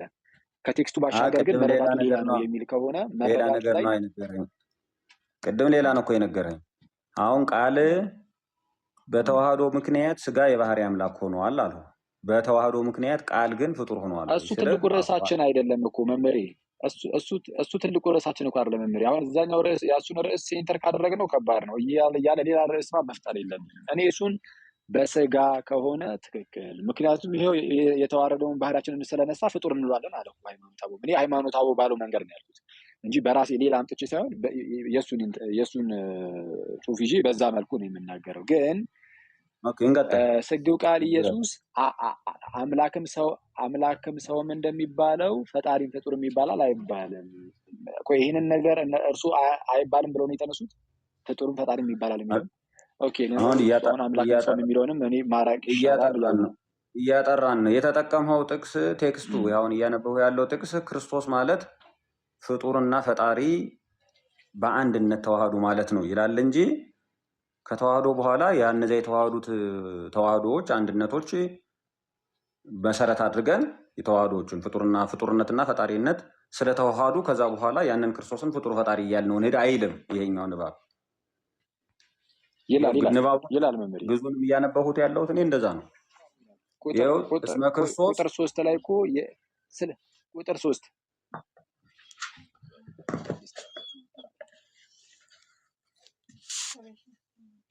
ንባቡማ በሚገባ ነው እኮ የሚለው። አሁን እኮ ንባቡ ቁጭ ብሎ እኮ በግልጽ የሆነ ንባቡ ቁጭ ብሎ እኮ ንባቡ ቢልም መረዳቱን ነው እየተባለ ያለው። ግን የትርጓሚ ተብሎ የተቀመጠው ላይም እንግዲህ የፍቅረ ማርያም ላይም የተለየ ነገር አላስቀመጡም። ምናልባት ቃል አኬ መሆኑ መጋቢ ብሎ ስላልገቡ ነው እንጂ ይሄንን እንትን በደንብ ተነጋግረንበት ነበረ። ቅድም ገና ለምሳሌ ይህ የንብል በእንቲያው ኢ ፍጡር ውእቱ ሲል ይሄ ክርስቶስ ነው አይደለ? አኬ ፍጡር አይደለም እንለዋለን ሲል ነው። ፍጡር አይደለም ተባለ ነው። ይህ የንብል በእንቲያው ኢ ፍጡር ውእቱ ያልተፈጠረ እንደሆነ የእሱን ነገር እንናገራለን ሲል ይሄ ክርስቶስ ነው አይደለ? ስግው ቃል ነው አይደል? ቁጥር 2 ላይ ያለው ነው አይደል የምትለኝ? እዛው ላይ ነኝ። ቁጥር 2 ላይ ነኝ እኮ። እሱንማ እዛው አብራራ እኮ አምላክ ነውና ይላል። እንደ አምላክነቱ ኢ ፍጡር እንለዋለን። ስጋ የተዋረደውን ባህሪያችን እንደመነሳቱ ደግሞ ፍጡር እንለዋለን ብሎ ይቀጥላል። አምላክነቱ ፍጡር ይባላል። ፍጡር አይደለም። ጎበዝ። እሺ፣ ስለዚህ አሁን እነዚህ ቁጥር 2 ላይ ያሉት ቁጥር 2 ላይ ያለው ንባብ ከመጀመሪያ ከላይ ጀምሮ የተፈጠረ ባህሪው እና ብሎ ያልተፈጠረ ባህሪው ብሎ ሲያስቀምጥ ይሄ ከተዋህዶ በኋላ ስላለው ባህሪው ነው የሚያወራው ወይስ ከተዋህዶ በፊት ስላለ ባህሪ ነው? ለየብቻ ስላሉት ስለ ባህርየ ሰብና ይሄ ባህርየ መለኮት ነው ወይስ ከተዋህዶ በኋላ ስላለው ነው? ይሄ የሚያወራው ፍጡር የሆነ ባህሪና ይህ ፍጡር ያይደለ ባህሪ፣ እነዚህ ሁለት ናቸው። ኦኬ፣ ሁለቱም የተናጠል ናቸው እኮ። ይሄ ከተዋህዶ በፊት ነው ወይስ በኋላ? እነዚህ ሁለቱ ናቸውማ። በእና የተከፈለው በፊት ነው። በእና የተከፈለው እና በሚለው ቃል የተከፈተው ሁለትነቱ፣ ቆይ አንዴ፣ ዱዋሊቲው ሁለትነቱ በፊት ነው። እነዚህ ሁለቱ ወደ አንድነት መጡ ሲል ይሄ ተዋህዶ ይባላል። ወደ አንድነት መምጣታቸው። ወደ አንድነት የመጡት ግን እነማን ናቸው? ፍጡርነትም ፈጣሪነትም ብቻ አይደለም፣ ፍጡርነትም። ስለዚህ ምን ይላል? ቀጠል አድርጎ አምላክ እንደመሆኑ አምላክ ነውና ሁሉን የፈጠረ ነውና ይፍጡር። ቆይ ወደ እሱ ልንደርስ ነው አይደለም እንላለን አለ። ዝቅ ብሎ ደግሞ ቆይ አንዴ፣ እሺ፣ ቀጥል። እሺ፣ ቆይ አንዴ። እሺ፣ እስመ ክርስቶስ ኢፍጡር ወፍጡር ሀብሩ በአሃዱ ህላዌ፣ ወይም ክርስቶስ ማለት ብሎ ያልተፈጠረ ባህሪ እና የተፈጠረ ባህሪ አንድ ባህሪ ወደ መሆን ተዋሃዱ ብሎ ሲናገር መጀመሪያ ከላይ ያልተፈጠረ ባህሪ እና የተፈጠረ ባህሪ ሲል ቅድመ ተዋህዶ ያሉ ሁለት ነጠላ ማንነቶች ናቸው አይደለ? ባህሪ ማንነትን ስለሚጠቀልል እነሱ ሁለቱ ወደ አንድነት መጡ ነው እኮ። ቆይ አንዴ፣ ቀጥታ ብትነግረኝ ደስ ይለኛል። የተፈጠረ ባህሪው እና ያልተፈጠረ ባህሪው ብሎ ሲናገር ከተዋህዶ በፊት ያሉ ባህሪያት ናቸው ወይስ ከተዋህዶ በኋላ ያሉ ናቸው?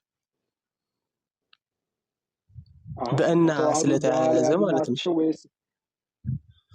ቃሉን ያልኩት እንጂ የተፈጠረውም ያልተፈጠረውም ከተዋህዶ በኋላም እኮ አሉ። ግን እና የሚለው ቃል ምንን ያመለክታል መሰለ? ከተዋህዶ በፊት ያሉት እነዛ ፍጡርም ኢፍጡርም ከተዋህዶ በፊት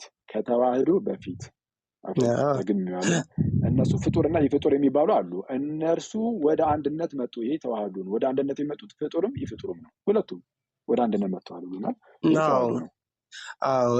እሺ። ስለዚህ የሆነ ሰው ተነስቶ ቁጥር 2 ብሎ ክርስቶስ ማለት ፍጡርና ያልተፈጠረ ነው ብሎ ቢናገር ከተዋህዶ በፊት ስላሉ ባህሪያት ነው የሚያወራው ማለት ነው አይደል? ክርስቶስ ማለት ፍጡርና ኢፍጡር ፈጣሪ ከተዋህዶ በፊት አይደለም። ምክንያቱም ክርስቶስ ብሎ ተናግሮ ነው። ያው መጀመሪያ ምን ላይ ተስማማን? ያልተፈጠረ ባህሪ እና የተፈጠረ ባህሪ ብሎ ያለ ነገር ነው። ይሄው እና ፈጣሪና ኢፍጡር ነው ይላል። አዎ እንዴ፣ ቁጥር 2 ያሳየው እኮ ነው። ቁጥር 2 ላይ ቁጥር 2 ሃይማኖተ አበው ዘጎርጎርዮስ ዘኑሲስ ምዕራፍ 35 ቁጥር 2 እስመ ክርስቶስ ኢፍጡር አጫፋሪ ናት ና ተብላ ትተረጎማለች። እሷ ችግር የለም። የክርስቶስ ይላል። ይኸውልህ ስማ፣ ያልተፈጠረ ባህሪው እና የተፈጠረ ባህሪው አንድ አካል አንድ ባህሪ በመሆን እንደ ተዋህዶ ተናገረ ይላል። ስለዚህ ይሄ የተፈጠረ ባህሪው እና ያልተፈጠረ ባህሪው ሲል ቅድመ ተዋህዶ ያለውን ነው የሚያመለክተው የሚለው ላይ ተስማምተናል መሰለኝ አይደል? ይሄንማ ተነጋገረን እኮ። ስለዚህ ቀጥሎ ቢያመጣ አይነት ነገር እኮ ነው ያልከው እኮ። ቀጥዬ ላመጣልህ ነው፣ እሱን ችግር የለውም። ስለዚህ የሆነ ሰው መጥቶ ክርስቶስ ፍጡርና ኢፍጡር ነው ቢል ከተዋህዶ በኋላ ያለውን ባህሪውን እያወራ ሳይሆን ከተዋህዶ በፊት ያለውን እያወራ ነው ማለት ነው። ቅድመ ተዋህዶ ነው ይሄ ንባብ ስለተባባለ። እሱን ሰውየው ስለምን እንደሚያወራ ራሱ ይጠየቃል። ሰውየው የሆነ ሰው ቢያወራ ከምትል ቴክስቱ ላይ ብቻ ትኩረት እናድርግ ከይቅርታ ጋር። እሺ፣ ቴክስቱ ላይ ቆመን እኮ ነበር ይሄ ቅድመ ተዋህዶ ነው ያልነው። ችግር የለውም። እሺ፣ ከዛ መጣና ቴክስቱማ መልሻለሁ። ስለዚህ ይሄ ከተዋህዶ በፊት ነው፣ ተስማምተናል። ጥሩ። ያልተፈጠረ ባህሪና የተፈጠረ ባህሪ በተዋህዶ አንድ ሆነዋልና ፍጡሩም ወደ አንድ ነው መጣው ጋር ይልሽ። አይ ፍጡር እና ኢፍጡር እነዚህ ሁለቱ ባህሪያት እንደማለት ነው። በዚህ ሁለት ባህሪያት ከተባለ ኦፍ ኮርስ ከተዋህዶ በፊት ነው። ፍጡሩ እና ኢፍጡር የሆነው ባህሪ፣ እነዚህ ሁለቱ ባህሪያት ወደ አንድነት መጡ። የአንዱ ባህሪ ፍጡር ብቻም አይደለም፣ ፈጣሪ ብቻም አይደለም፣ ፍጡርም ፈጣሪም ሁለቱንም የያዘ ነው። የአንዱ ባህሪ የኮምፖዚት የሆነ ኔቸር ነው፣ ሲንግል አይደለም። እኮ እሱን ልናብራራ ነው፣ ችግር የለውም። ለዚህ የቅድመ ስጋዊ ከሆነ መምጣት ኢፌክት ነው አይደል? አሁን እያወራን ያለ ነው ይሄ ፍጡር የሆነና ኢፍጡር የሆነ የተፈጠረና ያልተፈጠረ ሁለት ባህሪያት እና ሁለት አካላት ወደ አንድነት ሲመጡ ምን ኢፌክት አለው ነው እኮ እየተነጋገርን ያለው። እሷን እኮ ለማስረዳት ነው ቴክስቱን መሰረት በማድረግ ማለት ነው። ከዛ ምን ይላል? ይቤ ንብል በእንቲአሁ ኢፍጡር ውእቱ ይላል። ይቤ ንብል በእንቲአሁ በእንቲአሁ የሚባልለት ማን ነው?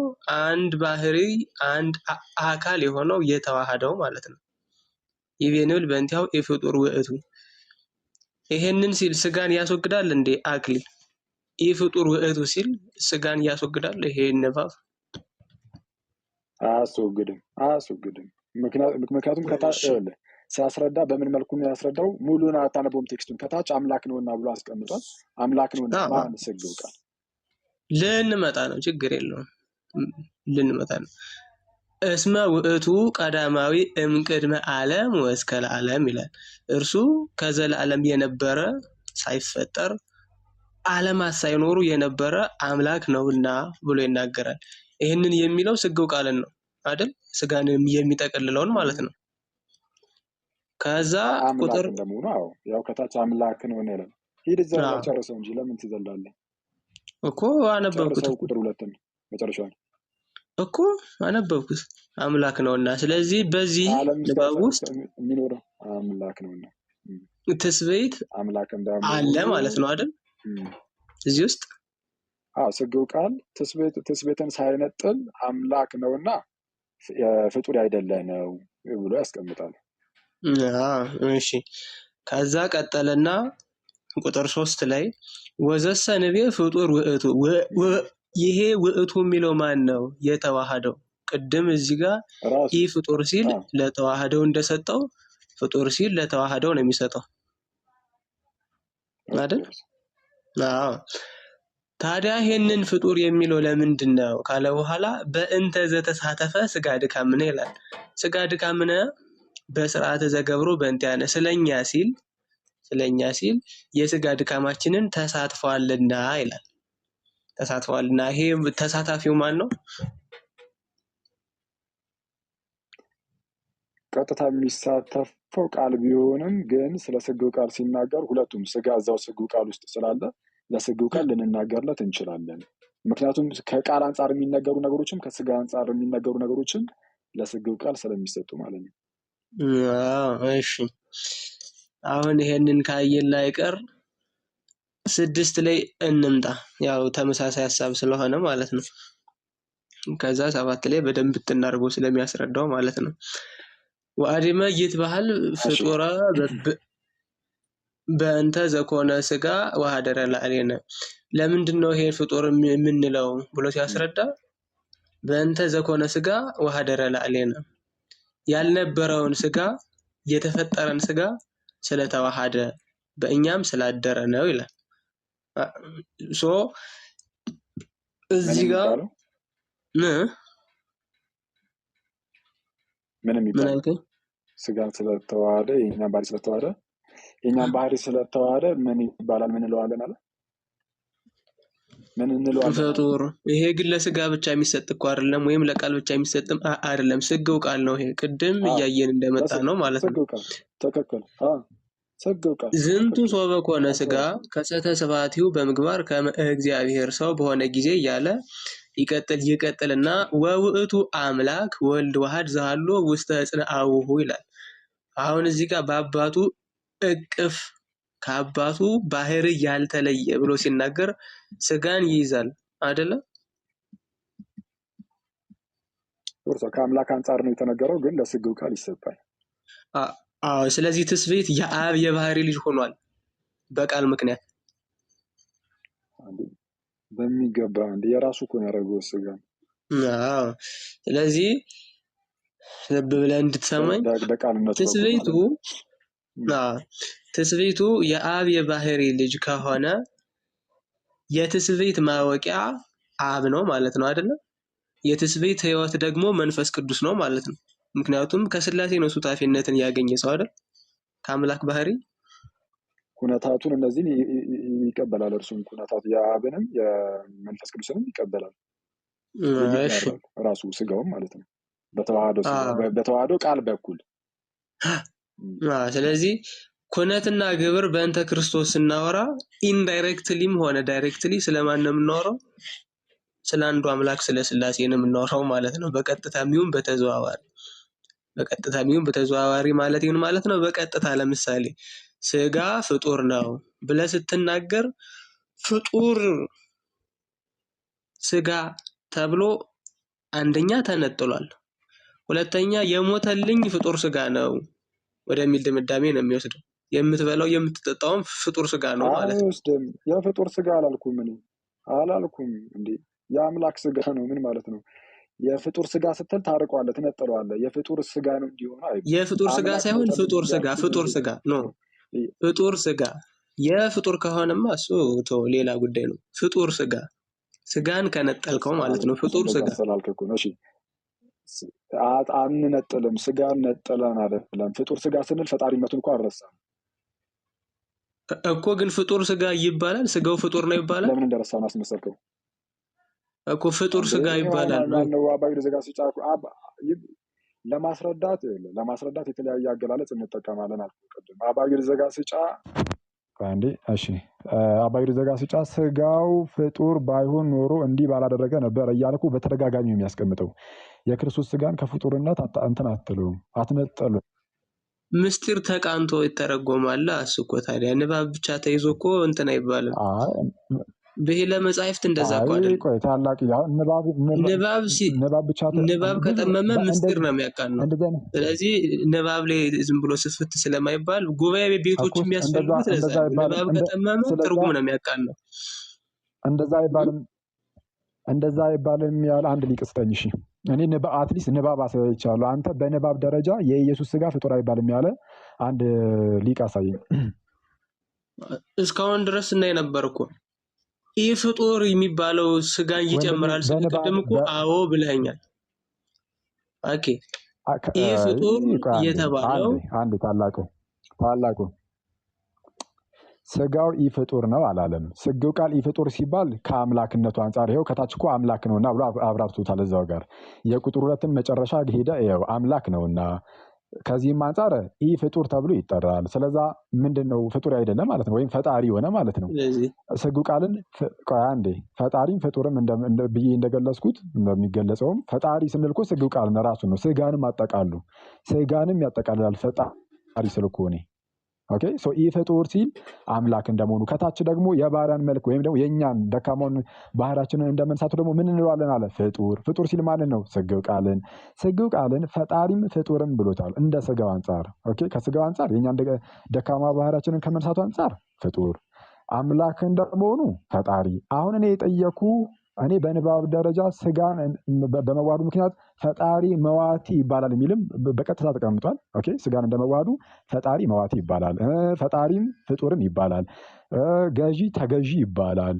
ኦኬ እንዲህ አምላክ ሰው ይባላል እየተባለ በሃይማኖት አበል ላይ ብዙ ንባባትን ላሳይ ይችላለሁ እስካሁንም። ደግሞ በንባብ ደረጃ ምን አልከኝ? በንባብ ደረጃ ቀጥታ ስጋው ፍጡር አይባልም የሚል አሳየኝ። ስጋው ፍጡር አይባልም የሚል ምን? ይሄ እኮ በጣም ግልጽ የሆነ ትምህርት እኮ ነው። ስጋው ካልከው እየነጠልከው ነው የሚለውን ከትላንት ጀምሮ እኮ ተስማምታችሁበታል። ዛሬ ምን አዲስ ነገር ተገኝቶ ወደዚህ ድምዳሜ እንደመጣችሁ አላውቅም። ለምሳሌ እኔ እኮ በድምዳሜ ደረጃ አይደለም እንደዛ ያልኩት። ወደ መጽሐፍ ቅዱስ ልሄድልህና ለምሳሌ ቅዱስ ጴጥሮስ ቃል አምላክ ነው አይደለም? አንዴ ወይ መምሬ አንዴ ይቅርታ አድርጉልኝ። ቃል አምላክ ነው አይደለም? ስለ ስጋው ቃል እያወራሁ ነው። ቃል አምላክ ነው ፈጣሪ ነው አይደለም? ስለ ስጋው ቃል ከሆነ የምታወራ አትነጥለው። ሶስታችንም አንዴ ስንጨርስ አይደለም ስፔሲፊካሊ ቅድም ክርክር ሆነ። ግን ይሄ ነገር እሺ በቃ መምሬ ቀጥሉ እናንተ አውሩ፣ እኔ እሰማለሁ። አሁን ዝም ብለን እየገፋ ነው ከሄድን ባለፈው ተናግሬያለሁ። ቃልን ከተዋህዶ በኋላ ቃል የሚባል ብቻውን ስጋ የሚባል ብቻውን እያወራንለት ከሄድን ትምህርቱ ራሱ ተዋህዶን የማይመለከት ትምህርት ነው። ስለዚህ እንትን እናቅረብና ክርስቶስ ላይ አካሉ ላይ ባለቤቱ ላይ ትኩረት እናድርግ ብዬ ትናንትም ተናግሬያለሁ። ዛሬም እሱን ነው ያተኮሩ ያለሁት። ቅድም ገፍቼ ስጋ የባህሪ አምላክ ሆነ እንደምንለው ቃልም የባህሪ ፍጡር ሆነ ወይም በባህሪው ፍጡር ሆነ፣ ስለዚህ ሰው ሆነ ማለት ፍጡር ሆነ ማለት ነው ወይ የሚለውን ነገር ግልጥ ባለ መንገድ በስጋ ፍጡር ነው ብለህ እስክትመጣ ድረስ እየጠየቅኩ ያለሁት የዛን አደጋ ዳንጀሩን ተረድተን መሰብሰብ እንችላለን ወይ ማጥበብ እንችላለን ወይ የሚለውን ነገር ለማጥበብ ነው። እና እኔ አሁን ቃል ብቻውን እንደዚህ ባንል፣ ስጋ ብቻውን እንደዚህ ነው ባንል፣ ባንነጋገር ደስ ይለኛል ማለት ነው። ስጋ አለ የሚባል ስለሌለ ብቻውን እኮ አይደለም ከአገላለጥ አንጻር ነው የተጠቀምኩት መምህሬ እንጂ ይሄ አሁን ያከራከረን ችግር የለውም። አንጠቀመውም። እኔ እኮ ባይዘው እኔ ይሄንን ለምሳሌ ቪዲዮ ሰርቻለሁ። ቪዲዮ ላይ አሁን እንደዚህ ብዬም አልተጠቀምኩም።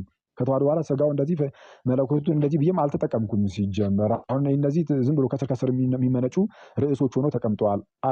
ምንድነው አሁን ወይ ክርክር መምሰሉ ደስ ባይልም ታላቁ ቆይ አንተ አሁን ፈጣሪም ፍጡርም የሚለውን ነገር ጨራሽ አትቀበሉም አይደለ? ለስግው ቃል ፈጣሪም ፍጡርም አይባልም ነው የምትለው። ክርስቶስ ፍጡር ባህሪን ተዋህዷል። ይሄ እኮ ምንም ጥያቄ የለውም። ፍጡር ባህሪን መዋሃዱ ግን ፍጡር አያስብለውም ነው። በጣም ግልጽ የሆነ ንግግር እኮ ነው። ፈጣሪም ፍጡርም የሚለውን ቃል ትቀበላለህ አትቀበለውም? ፈጣሪም ፍጡርም የሚለውን እኮ ይኸውልህ ስማኝ አንዴ። ክርስቶስ ፍጡር ባህሪን ተዋህዷል። ፍጡር ባህሪን ስለተዋህደ ግን ፍጡር ነው አንለውም። ኔቨር። ፈጣሪም ፍጡርም የሚለውን ቃል ትቀበላለህ አትቀበለውም? ለስግው ቃል ነው ያልኩህ። ፈጣሪም ፍጡርም አዎ ነው ያልከኝ? አልቀበለውም።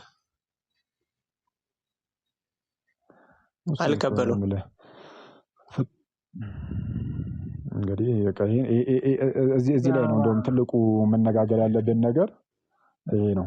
ፈጣሪም ፍጡርም ለምንድን ነው የማትቀበለው ሁለቱ ባህሪያት ብለህ ጠይቀኝ። ለምንድን ነው የማትቀበለው በለኝና ማብራሪያ ልስጥህ። አኮሳ ብዬ ልጠይቅህ እኮ እሺ ብዬ ልጠይቅህ ነው። ቀደም ሲባል የፍጡር ባህሪና የተፈጠረ ባህሪና ያልተፈጠረ ባህሪ አንድ ሆኖ የሚል ቃል አንብበህልኛል አይደል? እና ታዲያ እኮ እሱ የተፈጠረና ያልተፈጠረ የሚለው ቅድመ ተዋህዶ ነው እንጂ ክርስቶስ የሆነው ኢሴንሻል ቢንጉ አይደለም። እዚህ ጋር ተስማምተን መልሰን ማውካት ነው የሚሆነው። አሁን ከተስማማን በኋላ እንደገና ማፍረስ፣ ከተስማማን በኋላ እንደገና ማፍረስ እንዳይሆን ፍጡር የሚባለው ጅማሮ ያለው ህላዌ ነው አይደል? የምጠይቀን ተመልሰን ታላቅ በጣም ይቅርታ፣ ወደ አንድነት የመጣው ምኑ ነው ያለው? ምንድነው ነው ያለው? ወደ አንድነት የመጣው ምንድነው ነው ያለው? ወደ አንድነት የመጣው የተዋሃደው በቅድምና አምላክ ሆኖ ይኖር የነበረ ቃል ስጋ ሆኗል። ጸጋና እምነት ተመልቶ በእኛ ላይ አድሯል። ሃይማኖት አበው ላይ ወደ አንድነት መጣ ያለው የተፈጠረ ባህሪንና ያልተፈጠረ ባህሪ ነው አይደል? ወደ አንድነት መጣ የተባለው። አዎ እሺ፣ የተፈጠረ ባህሪና ያልተፈጠረ ባህሪ ወደ አንድነት መጣ። ወደ አንድነት ሲመጣ የተፈጠረ ማነው? ያልተፈጠረው ባህሪ ጠፍቷል? አልጠፋም። የተፈጠረው ባህሪስ አልጠፋም። ያልተፈጠረው ባህሪ የተፈጠረውን ገንዘቡ ሲያደርግ፣ የተፈጠረው ያልተፈጠረውን ገንዘቡ ሲያደርግ ግን ያልተፈጠረው የተፈጠረውን ገንዘቡ ስላደረገ ፍጡር ነው አንለውም ነው ጽንሰ ሐሳቡ። ችግር የለም። አሁን ቆይ የተፈጠረው ባህሪ አልጠፋም። በተዋህዶ ሰዓት የተፈጠረው ባህሪ ፍጡር የሆነው ባህሪ ፍጡር የሆነው ባህሪ ከጠፋማ ምኑን ሰው ሆነው እንዴ? ሰው አይደለም እያልኩ ነው እኮ ማለት ነው። በተዘዋዋሪ ሰው አይደለም እያልኩ እኮ ነው። ጎበዝ ልጅ፣ እሱን አይደለም እያልኩ ያለሁት። ቆይ አንዴ፣ ፍጡርነትና ሰውነትን ኢንተርቼንጀብሊ መጠቀም ጀመርክ። ጥሩ ነው። እሺ ቆይ ፍጡርነት አልጠፋም አልከኝ። ፍጡርነት ካልጠፋ በተዋህዶ ሰዓት ስግው ቃል ላይ ፍጡርነት አልጠፋም አለ እያልከኝ ነው። ካለ ለምንድን ነው ፈጣሪም ፍጡርም ይባላል ስለ ፍጡር የምትለዋን አልቀበልም የምትለው? ፍጡርነት እኮ ቆይ አንዴ ስማኝ። ይኸውልህ አምላክ ሰው ነው የሆነው ወይስ ፍጡር ነው የሆነው? በጣም እኮ ቀላል ጥያቄ ነው። ሰው ነው ወይስ ፍጡር ነው የሆነው ቃል? የጠየቅኩህን ብትመልስልኝ አሁን ሌላ ጥያቄ ከምትጠይቀኝ ታላቅ። እሺ አምላክ የሆነው ሰው ነው። ሰው ከሆነ ደግሞ በባህሪው መለወጥ ስለሌለበት ለዘላለም ሰው እንደሆነ እንደተዋሃደ ይቀጥላል ማለት ነው። ማን? አምላክ። ኦኬ፣ ይሄን የተፈጠረ ባህሪው ገንዘቡ አድርጓል። እሺ ማን አምላክ ባለቤቱ ማን ነው? የተፈጠረ ባህሪን ገንዘቡ ሲያደርግ አምላክ ነው። ከዛ በኋላ ስግው ቃል ወይም ክርስቶስ ሎጎስ ብለን የምንናገርለት ህላዌ ነው የሚኖረው። ከዚያ በኋላ ያ የተፈጠረው ባህሪ ካልተፈጠረው ባህሪ ጋር ሲዋሃድ በዚያ ገንዘብ ቅድምና ያለው ሆኗል።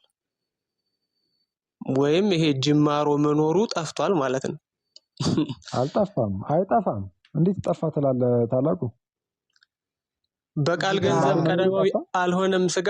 ቆይ አንዴ ሰላም ላይ አንድ ቀዳማዊ ሆኗል፣ ግን ጅማሪነት ስጋ ቀዳማዊ ሆነ፣ ግን ጅማሪነቱ ግን አልጠፋም። ለዛ ነው ባይዚ ውዳሴ ማርያም የረቡዕ ላይ ዘመን የማይቆጠርለት ዘመን ተቆጠርለት ይላል። ለመለኮት አስገብቶ ሲሰጠው ለቃል ነው እኮ ዘመን የተቆጠረለት እኮ በስጋው እኮ ነው።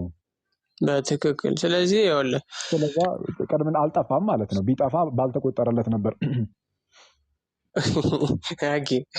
ቃል ብቻውን የኖረበት ዘመን እኮ አለ፣ ስጋ ሳይሆን የማይቆጠር ዘመን እኮ አለ። ትክክል። እሱ ግን ዘመን ተቆጠረለት። ስጋ የሆነበት ስፔሲፊክ ፖይንት ኦፍ ታይም እኮ አለ አይደለ? የሆነ ጊዜ አለ። ከዛ ጊዜ ጀምሮ ይህ ጅማሬ ጠፍቷል ማለት ይህ ጅማሬ ስጋ የሆነበት ጊዜ ወይስ ስጋን የነሳበት ባህሪው? ከተዋህዱ በኋላ ልክ ሲዋሃዱ ስጋ አስቀድሞ አልነበረም። አስቀድሞ ያልነበር ጥንት ያልነበረው ስጋ ጥንታዊ ቀዳማዊ ሆነ ይላል። ጥንታዊ ቀዳማዊ ሆነ የሚለው ላይ ከአንተ ጋር አልቃረንም። ትክክል ሆኗል። ጥንታዊ ቀዳማዊ ሲሆን ይሄ ጅማሬነቱ ውስጥ ጠፍቶ ነው። ጅማሬነቱ ማለት ስጋን ነው ወይስ ቃልን ነው? አሁን ሁለቱን ከፋፍለን ባናያቸው ደስ ባለ ነበረ። እኔም ደስ ይለኛል። ቀዳማዊ ሆነ ስንል ማንን ነው? ጥንታዊ ጥንት ያልነበረው ጥንታዊ ቀዳማዊ ሆነ ሲል ማንን ነው? ውዳሴ ማርያም ላይ ጥንት እኮ ማለት መጀመሪያ ማለት እኮ ነው። መጀመሪያ ያልነበረው ካለ ቅድመ ተዋህዶ እያወራ ነው፣ ቃል ነው ማለት ነው። ጥንት ያልነበረው የኖረው እኮ አይደለም ታላቂ። ጥንት ያልነበረው ጥንታዊ ቀዳማዊ ሆነ። ጥንታዊ ቀዳማዊ የሆነው ቃል ነው።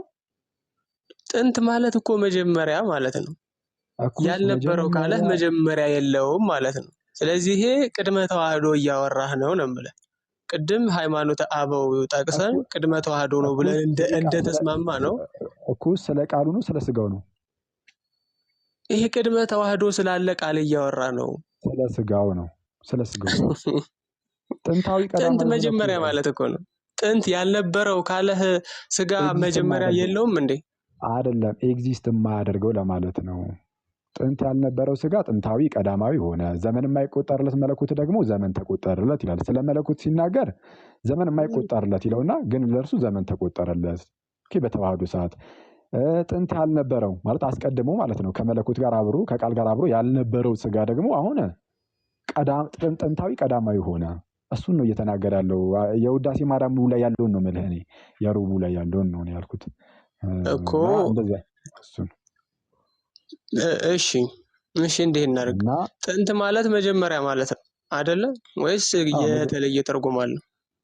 ኩሳው ጥንት ላይ መጀመሪያ አልነበረም ነው ስጋ ከቃል ጋር።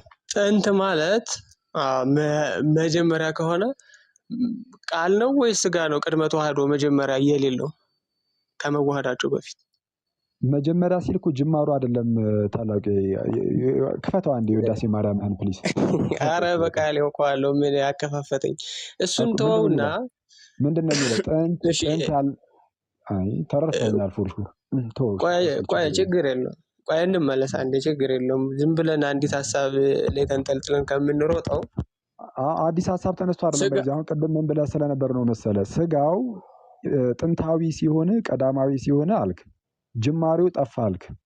ኦኬ ጅማሬው ሚኒንግ በስጋ ዘመን ይቆጠርለታል። ቅድምናው ማለት ነው ነው ወይ ጅማሬው ጠፍቷል የሚል ነገርን ስለተናገር ካልጠፋም የሚለውን ነገር እሱን እንድንይዝ ነው እንትን ያልኩት። ለማንኛውም ቀጥል ሀሳብህን። ጅማሬው ጠፍቷል የሚል ንግግር ስናገር ትዝ አይለኝም። ስለምን እየወራን እንደሆነም አላውቅም። ጅማሬው ጠፍቷል ብለህ ነበርኩ። ቆይ አንዴ ጥንታዊ ቀዳማዊ ሆነ አልከኝ አይደል? በተዋህዶ ሰዓት ስጋ ምን ጥያቄ አለው? የዛ ሰዓት ጠፍቷል ያልከኝ ምኑን ነው? ፍጡር መሆኑ ፍጡር መሆኑን አይደለም ያልከኝ፣ ዘመን መቆጠሩን አይነት ነገር። እሺ ችግር የለም። ሪከርድ ካረከው ይሄን ሪከርድ ያደርግልሃል፣ ተመልሰህ ትሰማዋለህ። ጅማሬው አልጠፋም ማለት ነው አይደለ? ጅማሬነቱ ኦኬ። ፍጡር እኮ ማለት ብለን ዲፋይን ስናደርግ ፍጡር ማለት ብለን ዲፋይን ስናደርግ ምንድን ብለን ነበረ? መጀመሪያ ያለው አስገኘ ያለው ማለት ነው። የተደረገ ማለት ነው። ተገብሮ ነው መፍጠር ማለት አይደለም። ስለዚህ አሁን ጅማሬነቱ አልጠፋም። ስለዚህ ክርስቶስ የነሳውን ስጋ ፈጥሮ ስለተዋሃደው ኦኬ፣ የነሳውን ስጋ ፈጥሮ ስለተዋሃደው ከተዋሃደውም በኋላ ፍጡር ነው የምትለው ከሆነ ተከፍሎ ነው። ይሄ አያስኬድም ነው ሐሳቡ። ጅማሮነቱ አይ ተከፍሎ አይደለም ግን። እሺ ቆይ አንዴ፣ ጅማሮነቱ ጠፍቷል። ጅማሮነቱ ነው እንጂ። እሺ በጣም ወደ መጽሐፍ ቅዱስ ልመልስህ አንዴ። ቆይ አቅሊ ወደ መጽሐፍ ቅዱስ ልመልስህና ቅዱስ ጴጥሮስ ስጋ ሞተ መንፈስ ግን ሕያው ሆነ ቢል ይሄ ተከፍሎ ነው ወይስ አይደለም? ስጋ ሞተ መንፈስ ግን ሕያው ሆነ ቢል ወደ ተከፍሎ የሚያመራ አይነት ነገር ይሆናል። ያመራል፣ ምንም ጥያቄ የለውም። ስጋ ሞተ መንፈስ ግን ሕያው ሆነ ቢል ይሄ ተከፍሎ ነው ማለት የሚያመራ ምናምን የምንደራደርበት ሳይሆን ይሄ ተከፍሎ ነው። በስጋ ሞተ ካለ በኋላ ማን በስጋ ሞተ? መለኮት በስጋ ሞተ። በባህሪው እሱ ስጋን ባይነሳ ኖሮ ኢማዋቲ ስለሆነ በነሳው ስጋ መለኮት ሞተ አለ። ከዚህ ያስቀጥልና መለኮት አልሞተም ቢልስ ተከፍሎ ነው ያመለክታል? ያመለክታል። ምን ነጥለህ ካመጣኸው ይሄ ተከፍሎ ነው። ቆይ አንዴ፣ አሁን በንባብ ደረጃ ሃይማኖት አበው ላይ አለ ባይዚ መለኮት አልሞተም የሚል ዘአግናጢዎስ ነው የምትጠቅሰው። እሱንም እናየዋለን። ችግር የለም። አይሞትም ነው አልሞተም? መለኮት ሞተ አንልም። ሞተ የሚሉትን እንደውም እናወግዛለን አይነት የሚል ስቴትመንት ዘአግናጢዎስ ነው። ችግር የለውም። ንባቡን ስለማውቀው ነው። ችግር የለውም። ከፍተን እሱን ስለምናየው ችግር የለም። አሁን ግን ሐሳቤን ሰማኛለህ። ይቀጥል። ሃይማኖት አበው ዘአግናጢዎስ ምጦ ለአንበሳ ነው የምትናገረው። ከፍተን ማውጣት ይቻላል። እሱ ብቻ ሳይሆን በእልመስጦ አጋያም ስላለ እያወጣ ማየት ይቻላል። እሱ ችግር የለውም። ነገር ግን አሁን እኔ እያልኩ ያለሁት ስጋ ሞተ መንፈስ ሕያው ሆነ ሲል ተከፍሎን ካመጣ ነው። በስጋ ሞተ ሲል ሟቹ ማን ነው የሚሆነው? መለኮት። መለኮት ስለማይሞት ገንዘብ ባደረገው በስጋው መለኮት ሞተ እያለን ነው። ይሄ ምንን ነው የሚያመለክተው? ተዋህዶን ማለት ነው። ከዚያ ግን መልሶ በመንፈስ ግን ሕያው ሆነ ይላል። በመንፈስ ሕያው የሚሆነው ማን ነው? ሞተ ያለውን ያንኑ ስጋ ማለት ነው። ስለዚህ ቅዱስ አጥናቴዎስ ይህንን በጣም ሲያደንቅ አንዱን አካል መዋቴ ያንኑ ደግሞ ኢመዋቴ ማለት ምንኛ ጭንቅ ነው እያለ ያደንቃል። ዞሮ ዞሮ እንያዘውና እዚህ ጋር ስጋ ጥንት አለው። ያ ማለት መጀመሪያ ማለት ነው። ባህርየ ትስብእት መጀመሪያ ያለው ነው። ፍጡር ነው። ኦኬ ፍጡር ነው። ፈጣሪን ሲዋሃድስ ነው። ፈጣሪን ሲዋሃድ እነዛ ግብራተ ባህሪዎቻቸው እንጂ የማይቀሩት መጀመሪያ መኖሩ ይቀራል። ኦኬ አሁን እኛ ፍጡርነት የሚለውን ነገር ኮምፕሊትሊ ከምን ጋር አገናኘ ነው? ከግብራተ ባህሪ ጋር፣ ከሰው ከአካልና ከባህሪ ጋር አገናኘ ነው። እሱ ነው ችግር እየፈጠረብን ያለው ማለት ነው። ፍጡር መሆኑ ቀረ ሲባል ሰው መሆኑ ቀረ እየተባለ ነው እያስመሰልን እየተረዳን ያለ ነው ማለት ነው። እሱ በጣም ችግር ነው። መጀመሪያነቱ ቀረን ያልከው መጀመሪያነቱ ቀረን ያልከው አዎ መጀመሪያነቱ ቀረ። ምን ማለት ነው? መጀመሪያነቱ ማለት ተራ ስጋ መሆኑ ቀረ ነው አይደለም። መጀመሪያ የሚለውን ቃል የተጠቀምከው ጅማሪነቱን ነው? ጅማሪነቱን ነው ወይ? ጅማሪነቱን ማለት ከድንግል ማርያም ከተወለደ በኋላ መለኮት የነሳው ስጋ ከተወለደ በኋላ አይደለም። ምንድነው? በማህፀኗ ውስጥም ተዋህዶ አለ አይደለ? አለ። ምን ጥያቄ ያለው? ፈጥሮ ተዋህዶ አይደል እንደሚለው እኮ ሲዋሃደው ጅማሪነቱ ጠፋን ያልከው የስጋ ጅማሬ ጥያቄ አሁንም ግልጽ እየሆነልኝ አይደለም። አንተ እኮ ያልከውን እኮ ነው አብራራው ያልከው። ራስ ያልከውን አብራራው። መጀመሪያነቱ ጠፋ ያልከው ምንድነው? ጥሩ እሺ። ፍጡርነት የሚባል ልክ ይሄ በሰውነት ውስጥ እንዳለ ግብረ ባህሪ ፍጡርነት የሚባል የሰውነት መስፈርት የለም። ካለ ትነግረኛለህ። አይደለም ፍጡርነት ነው የምልህ። እኔ ደግሞ አይደለም ፍጡርነት፣ መብላት መጠጣት የሰውነት ባህሪዎች አይደሉም። ምክንያቱም እኛ ስንነሳ እንደው ሌላውን ተውና እንደው ክርስቶስን ተውና ራሱ በትንሣኤ ዘጉባኤ ስንነሳ በግሎሪፋይድ በዲ ስንነሳ መብላት መጠጣት የለብንም። ያ ማለት ግን ሰው አይደለንም ማለት ነው። ከሰውነት ተራ ነው የምንለየው ማለት ነው በትንሣኤ ጊዜ። ያኔ ስጋችን አሁን የምናውቀው ስጋችን ይለወጣል ወይም ደግሞ ይከብራል። ኦኬ፣ ስለሚከብር አይደለንም ማለት ነው ወይ ነው ጥያቄ?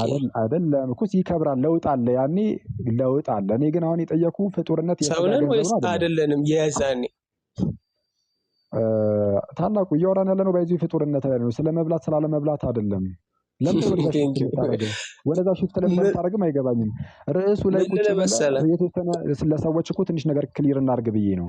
ፍጡርነት የስጋ ገንዘብ ነው አይደለም?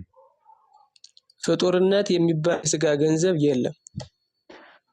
እንግዲህ ፍጡርነት የሚባል የስጋ ገንዘብ የለም አልክ። ከማን የሰማኸው እንደዚህ የሚለውን ነገር? ፍጡርነት የሚባል የስጋ ገንዘብ አለ ተብዬ አልተማርኩም። አንተ ከተማርክ ንገረኝ። የስጋ ገንዘብ የሚባሉት ከቅድም ጀምሮ ስናነሳቸው የነበረው በሰው ላይ የተፈረዱት ሰውም ሲፈጠር ከመጀመሪያ ከአራቱ ግብራተ ባህሪያተ ስጋ ከሶስቱ ግብራተ ባህሪያተ ነፍስ ሰው ራሱ የሚለው 7 ከሚለው የመጣ ነው። ይሄ ባህሪ የሚገለጥበት መብላት፣ መጠጣት፣ መድከም ከዚያ ደግሞ መሞት እነዚህ ናቸው ግብረ ባህሪ ተብለው የሚገለጡት እንጂ ፍጡርነት የሚባል ባህሪ አለ ተብዬ እኔ አልተማርኩም።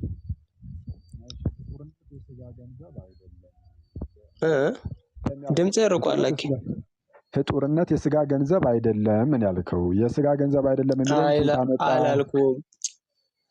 ኦኬ ሚስ ሪፕሬዘንት አታርገኝ።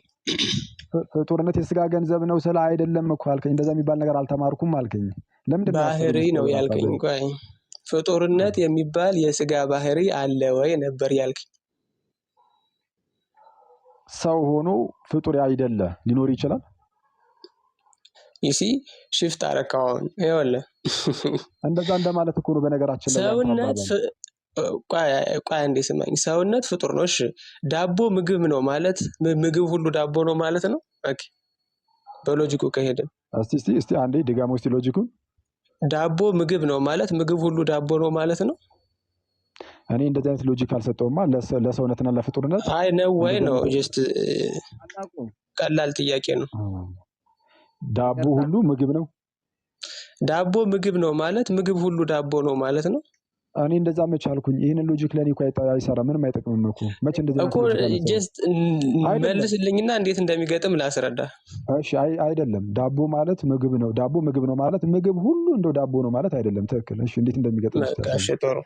ስለዚህ ሰውነት የተፈጠረ ነው ብለን ተናገርን። ወይም ሰው የሚባለው ባህሪውም አካሉም ፍጡር ነው። ኦኬ እሱ ላይ ተስማማን። ያ ማለት ፍጡርነት የሚባል ባህሪ የሰውነት ባህሪ ነው ማለት ነው? እስቲ አንዴ ይቅርታ፣ ምን አልከኝ? ሰውነት ፍጡር ነው ማለት ሰው የሚባለው ሰው ሁሉ ፍጡር ነው። ኦኬ ፍጡር የሚባለው ነገር ሁሉ ግን ሰውነት ውስጥ አለ ማለት ነው? ወይም ፍጡርነት የሚባል ባህሪ ሰውነት ውስጥ አለ ማለት ነው? ፍጡር ሁሉ ሰው ነው ማን አለ? ፍጡር ሁሉ መላእክትም እኮ ፍጡር ናቸው። ፍጡር ሁሉ ሰው ነው መቻልኩኝ። ኧረ አላልኩም። አሁንም ይኸውልህ ሰውነት ፍጡር ነው። እዚህ ጋር ተስማማ አይደል? ሰውነት ፍጡር ነው ካለ በኋላ ፍጡርነት ግን የሰው ባህሪ ነው ይባላል ወይ ነው? ፍጡርነት ሁሉ የሰው ባህሪ ነው ይባላል? ፍጡርነት ሁሉ ማለት ራሱ ምን ማለት ነው? ፍጡርነት ሁሉ ሳይሆን ፍጡርነት ራሱ ሁሉ የሚለውን ተው። ፍጡርነት የሰው ባህሪ ነው ይባላል። ሰው ግን ራሱ ፍጡር ነው። ሰው ራሱ ፍጡር ነው። ስለዚህ በቃ ሰው ፍጡር ከሆነ ያ ሰው ራሱ ከቀደም ጀምሮ ሲነገርም እንደነበረው በባህሪ ደረጃ ምን እንደሆነ አመላካች ነው። ፍጡር ነው። የተገኘ ነገር ሁሉ ፍጡር ይባላል። ኦፍ ኮርስ እኮ ቴንክ ዩ። ስለዚህ የተገኘ ነገር ፍጡር ከተባለና ሰው ሁሉ ፍጡር ነው የሚለው ካስማማን፣ ወይም ሰው ፍጡር ነው የሚለው ካስማማን፣ ፍጡርነት የሚባል ባህሪ ሰውነት ውስጥ አለ ወይ ነው። ልክ እንደ መብላት፣ ልክ እንደ መጠጣት፣ እንደ ሌሎቹ ግብራተ ባህሪ ፍጡርነት የሚባል ባህሪ ሰው ውስጥ አለ ወይ? ፍጡርነት ኦፍ ኮርስ የሁላችንንም አንድ ከሚያደርገን ነገር ውስጥ አንዱ እሱ ነው። ፍጡር የሆነ ነገር ሁሉ ኢቭን ሰውን ብቻ አይደለም፣ የትኛውንም አካል የትኛውንም ባህሪ የተገኘ እስከሆነ ድረስ ከመኖር ካለመኖር ወደ መኖር ከመጣ ሁላችንም አንድ የሚያደርገን ነገር ነው። ባይዜ ቬግ ነው ራሱ ጥያቄ፣ በጣም ቬግ ነው። ቬግ አይደለም፣ ምናልባት የሆነ ታስቦበት ስለሚያውቅ ነው። እናሳድረውና ይቆይ፣ ችግር የለም። ቀሲስ ዲበኩሉ ማጠቃላይ እሱና በተለይ ወደ አጓጉል የሆነ ክርክር ውስጥ ገብተን አንዳንዴ በንግግር ብዛት ስህተት አይጠፋም ይላል መጽሐፈ ምሳሌ እና በጣም እየገፋ ነው ስንሄድ እኛም እንዳንስት በጣም ጥንቃቄ የሚፈልግ ነገር ነው ትምህርቱ ራሱ። ስለዚህ እስከዚህ ጋር እናቁመውና ሌሎች ጊዜ ሊቃውንትን ጠርተን ብናወራ ካሁን በኋላ በዚህ መንገድ እኛ ባናወራ እርስ በርሳችን በቃ የእኛ ልክ መጠን ይሄን ያክል ነው የሚያውቀው በቃ እኛ ሁላችንም ማለት ነው። ከዚህ ሊቃውንት መጥተው ደግሞ ይሄ ቃል በዚህ ቃል ይሄ ቃል በዚህ ቃል ነው። ቅድም የመጋቢ ብሉይ አይመረ ጥሩ ገለጻ ለሁላችን የተሻለ ገለጻ አድርጌ ነበር ያሰብኩትና የበለጠ ግን አሁንም ተጨማሪ ጀስቲፊኬሽን የሚጠይቅ ከሆነ ደግመን እንያዘው። በተረፈ የግሩፒንግ እናድርገው። ትምህርት ሃይማኖት ነው ጉዳዩን ሰኞ ምናልባት ዘማርያም እዚሁ ላይ ሰኞ ሊቀ ሊቃውንት ቀለመወርቅ መሰለኝ እሳቸው ተገኝተው በዚህ ጉዳይ ማብራሪያ ለመስጠት ተስማምተዋልና የአሁኑ ሰኞ ማለት ነው። እሳቸው ሲመጡ ብንነጋገርበት ይቻላል። ምክንያቱም እሳቸው መጽሐፉንም ከነትርጓሜው ስለተማሩት የተሻለ እይታ ይሰጡናል ብዬ አስባለሁ። ይጠቅለልና እዚህ ሲሰማ ለነበረው ለአእምሮ ማሳረፊያ እንጨርስ ማለት አሁን ለማጠቃለያ ያክል መሰረታዊ ጉዳይ ሁለት ጽንፎች እንዳሉ እንዳንረሳ። ውላጤን እንቃወማለን ሲስ ልክ እንደ ፖለቲካ መፈክር ሳይሆን እኛ እንበለ ውላጤ ነው የምንለው ያለመለወጥ ቢሆን እንዳንረሳ። ደግሞ ስጋ የባህሪ አምላክ አልሆነም ደግሞ አላልንም። እነዚህ ሁለቶች ነገሮች እንዳይጋጩ ይህ በጣም መጠንቀቅ ያለብን። አሁን ጥያቄው እንዴት ክርስቶስን ፍጡር ወፈጣሪ እንለዋለን? እዚች ጋር ናት ነጥቡ እንጂ ልክ አንድ ቃል እየመዘዝ እንዳንወጣ አደራ ማለት ነው። ውላጤን እንቃወማለን የሚለውን ትንሽ አብራራለን እስቲ። ውላጤ ማለት ልክ መለኮትና ስጋ ሲዋሃዱ ስጋ መለኮቱ ደግሞ ተለወጠ ብለን አናምንም እንደዛ ለማለት ነው። ስለዚህ ውላጤ እንቃወም ማለት ያ ነው። እኛ የምናምነው እንበለ ውላጤ ስለሆነ ማለት ነው። ስለዚህም መለኮትና ስጋ ሲዋሃዱ ስጋም መለኮቱ ደግሞ አልተለወጠም፣ መለኮትም ደግሞ ስጋው ደግሞ አልተለወጠም። ስለዚህ ውላጤ የሚባል ነገር የለም የሚለውን ነገር እንድናጸናው ነው። ስለዚህ እኛ እስከዚህ ልካችን ካወራን ከስር ላሉት አጥንት ላልቀመሱ ሰዎችም ማሰብ አለብን። በዛ ላይ ወቅቱም ጾም ነው። ስለዚህ እናሳድረውና ተጨማሪ ንባብ እናንብብ፣ ተጨማሪ ሊቃውንትን እንጠይቅ። ምናልባት ከኛ ይልቅ ምናልባት መጋቢ ብሉይ አይመረ ሊቃውንቶችን በዚህ ጉዳይ በተለይ በሃይማኖት አበው ላይ ሞር ስፔሲፊክ እዛ ላይ ስለሄደ ማለት ነው እዛ ላይ ሌሎችን ሊቃውንት ጨምራችሁ በዚህን ቀን እናንተ ቤት በራሳችሁ የሐሳብ ነው የኔ ወይ ደግሞ ቀሲስ ዲበኩሉ ቤት ጠርታችሁ የተወሰነ ሰዎች ከስር ሌሎቻችን መስማት እንችላለን።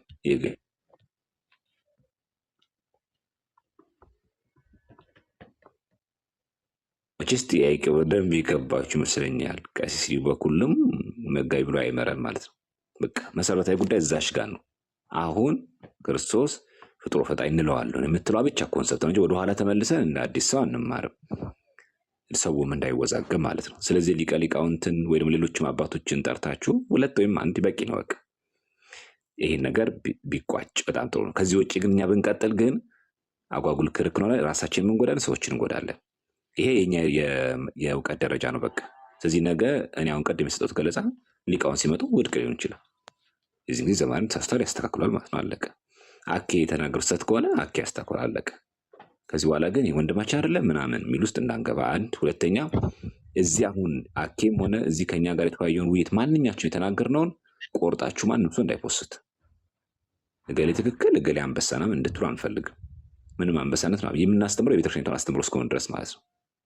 ግን በገባን ቁጥር ግን በተቻለ መጠን ትህትና የተሞላበት ነው። የምር ቅን የሆነ ምልከታ፣ ቅን የሆነ ምልከታ። ምክንያቱም እዚህ ጋር እየተቃወምን ያለው ግለሰቦችን አይደለም። ስንስት ነገረ ስጋዌን የምንሄደው ስናስተካክልም ነገረ ስጋዊ ነው። ድህነታችን ነው የምናበላሸው። ስለዚህ ጉዳዩ ምናምን እንዳናደርገው። በተረፈ መጨረሻ ላይ ኢዮብ ቅድም በተናገርኩት አልባሌ ቃል ወይ ደግሞ የሚያስቀይም ነገር ከተናገርኩ በጣም ይቅርታ። ልደትንም እንደዛው። በተረፈ መጋቢ ብሎ አይመርና ቀሲስ ማጠቃለያ ሰጥታችሁ በዚህን ቀን እንደዚህ እናድርግ በምትሉት መንገድ በዛ ብንቋጫው ጥሩ ነው። በተለይ ከስር ያለው ሰው በጣም በለጠጥ ነው በጣም መሰለኝ። ምናልባትም ደግሞ የኛ የእውቀት ልክ እያሳየን መሰለኝ። አንዳንዴ ቢበቃ ነኛ እዚች ጋር በቃ የሰንበት ተማሪ ሆነን ይሄን አክል ካወቅን በቂ ነው። በቃ ይህ ማለት ሂዝ በጣም የሚረቅ ነው የሚከብድም ነው። በቃ እየተነገር አላ እየተነከር የሚባል አለ። የአምላክ ሰው መሆን ይደነቃል እንጂ አይነገርም የሚባል ነው። ይደነቃል እንጂ አይነገር የሚለውን እኛ በጣም እየፈተስን ያለ ነው እና ማይቻለን ያክል ነው እና አምነን መቀበል የሚገባን ነገር እኛ ምንቸውን ያክል ርቀት እየተጓዝን ያለ ነው። ስለዚህ ይገባል አይገባም የሚለውን ሊቃውንት መልስ ይስጡበት። በተረፈ ግን በየትኛውም ቤት ላይ የግሩፒንግ መንፈስ እንዳይኖር አደራ። በተረፈ ደግሞ ቪዲዮ እየቆረጣችሁ እገሌ ትክክል እገሌ ምናምን ብላችሁ በዛ መንገድ ባታቀርቡ ጥሩ ነው። በመካከል በወንድሞች መካከል ጸብ አትዝሩ። በቃ አለቀ። ሁላችሁም ኦርቶዶክሳውያን ክርስቲያኖች እስከመሆን መጠን እንጂ እነገሌን አግለን እገሌን ማግለን አይደለም። ጉዳዩ አስተምሮ ጉዳይ ስለሆነ ማለት ነው። አስተምሮ የሚፈጠረው ቤተክርስቲያን የምትፈታው እንጂ ልክ አሁን ካለቀ በኋላ ጎበዝ በቃ ዘማሪያ ማሸነፍ ጎበዝ አኬ ነበር ትክክል ጎበዝ ኢዮብ ነበር ለማለት አለ የመጣ ነው። የምታሸንፉ ማለት ቤተክርስቲያን፣ የምንሸነፈው ማለት ነው ስሁት ምልከታችን፣ የተሳተው ምልከታችን። በቃ አለቀ። ይሄ ይመስለኛል እንደኔ። ዜር ስትልኝ አሚን ብላይ ደስ ይላል። ኢትዮጵያዊ የተሻለ ይመስለኛል እንደዛ ቢሆን። እኔ ማዊሽ እንደዚህ ክርክር ባላደርገው አሪፍ ነበረ። ባናደርገው ኦብቪየስሊ እና ባናደርገው ጥሩ ነበረ። ያው አጋጣሚ ነው አንድ ውይይት ውስጥ ከተገባ በኋላ እንትን ይላል እየተራዘመ ይሄዳል እና በቃ ሌላ ጊዜ እንትን እንለዋለን ወይ በውስጥ ወይ ደግሞ እንደተባሉ ሊቃውንቱ ምናምን እንትን ሲሉ እንግዲህ ያኔ እናወራበታለን። በቃ እንግዲህ ያስከፋናችሁ ሁላችሁም ሶሪ ይቅርታ ምናምን። እግዚአብሔር አምላክ ከሁላችን ጋር ይሁን።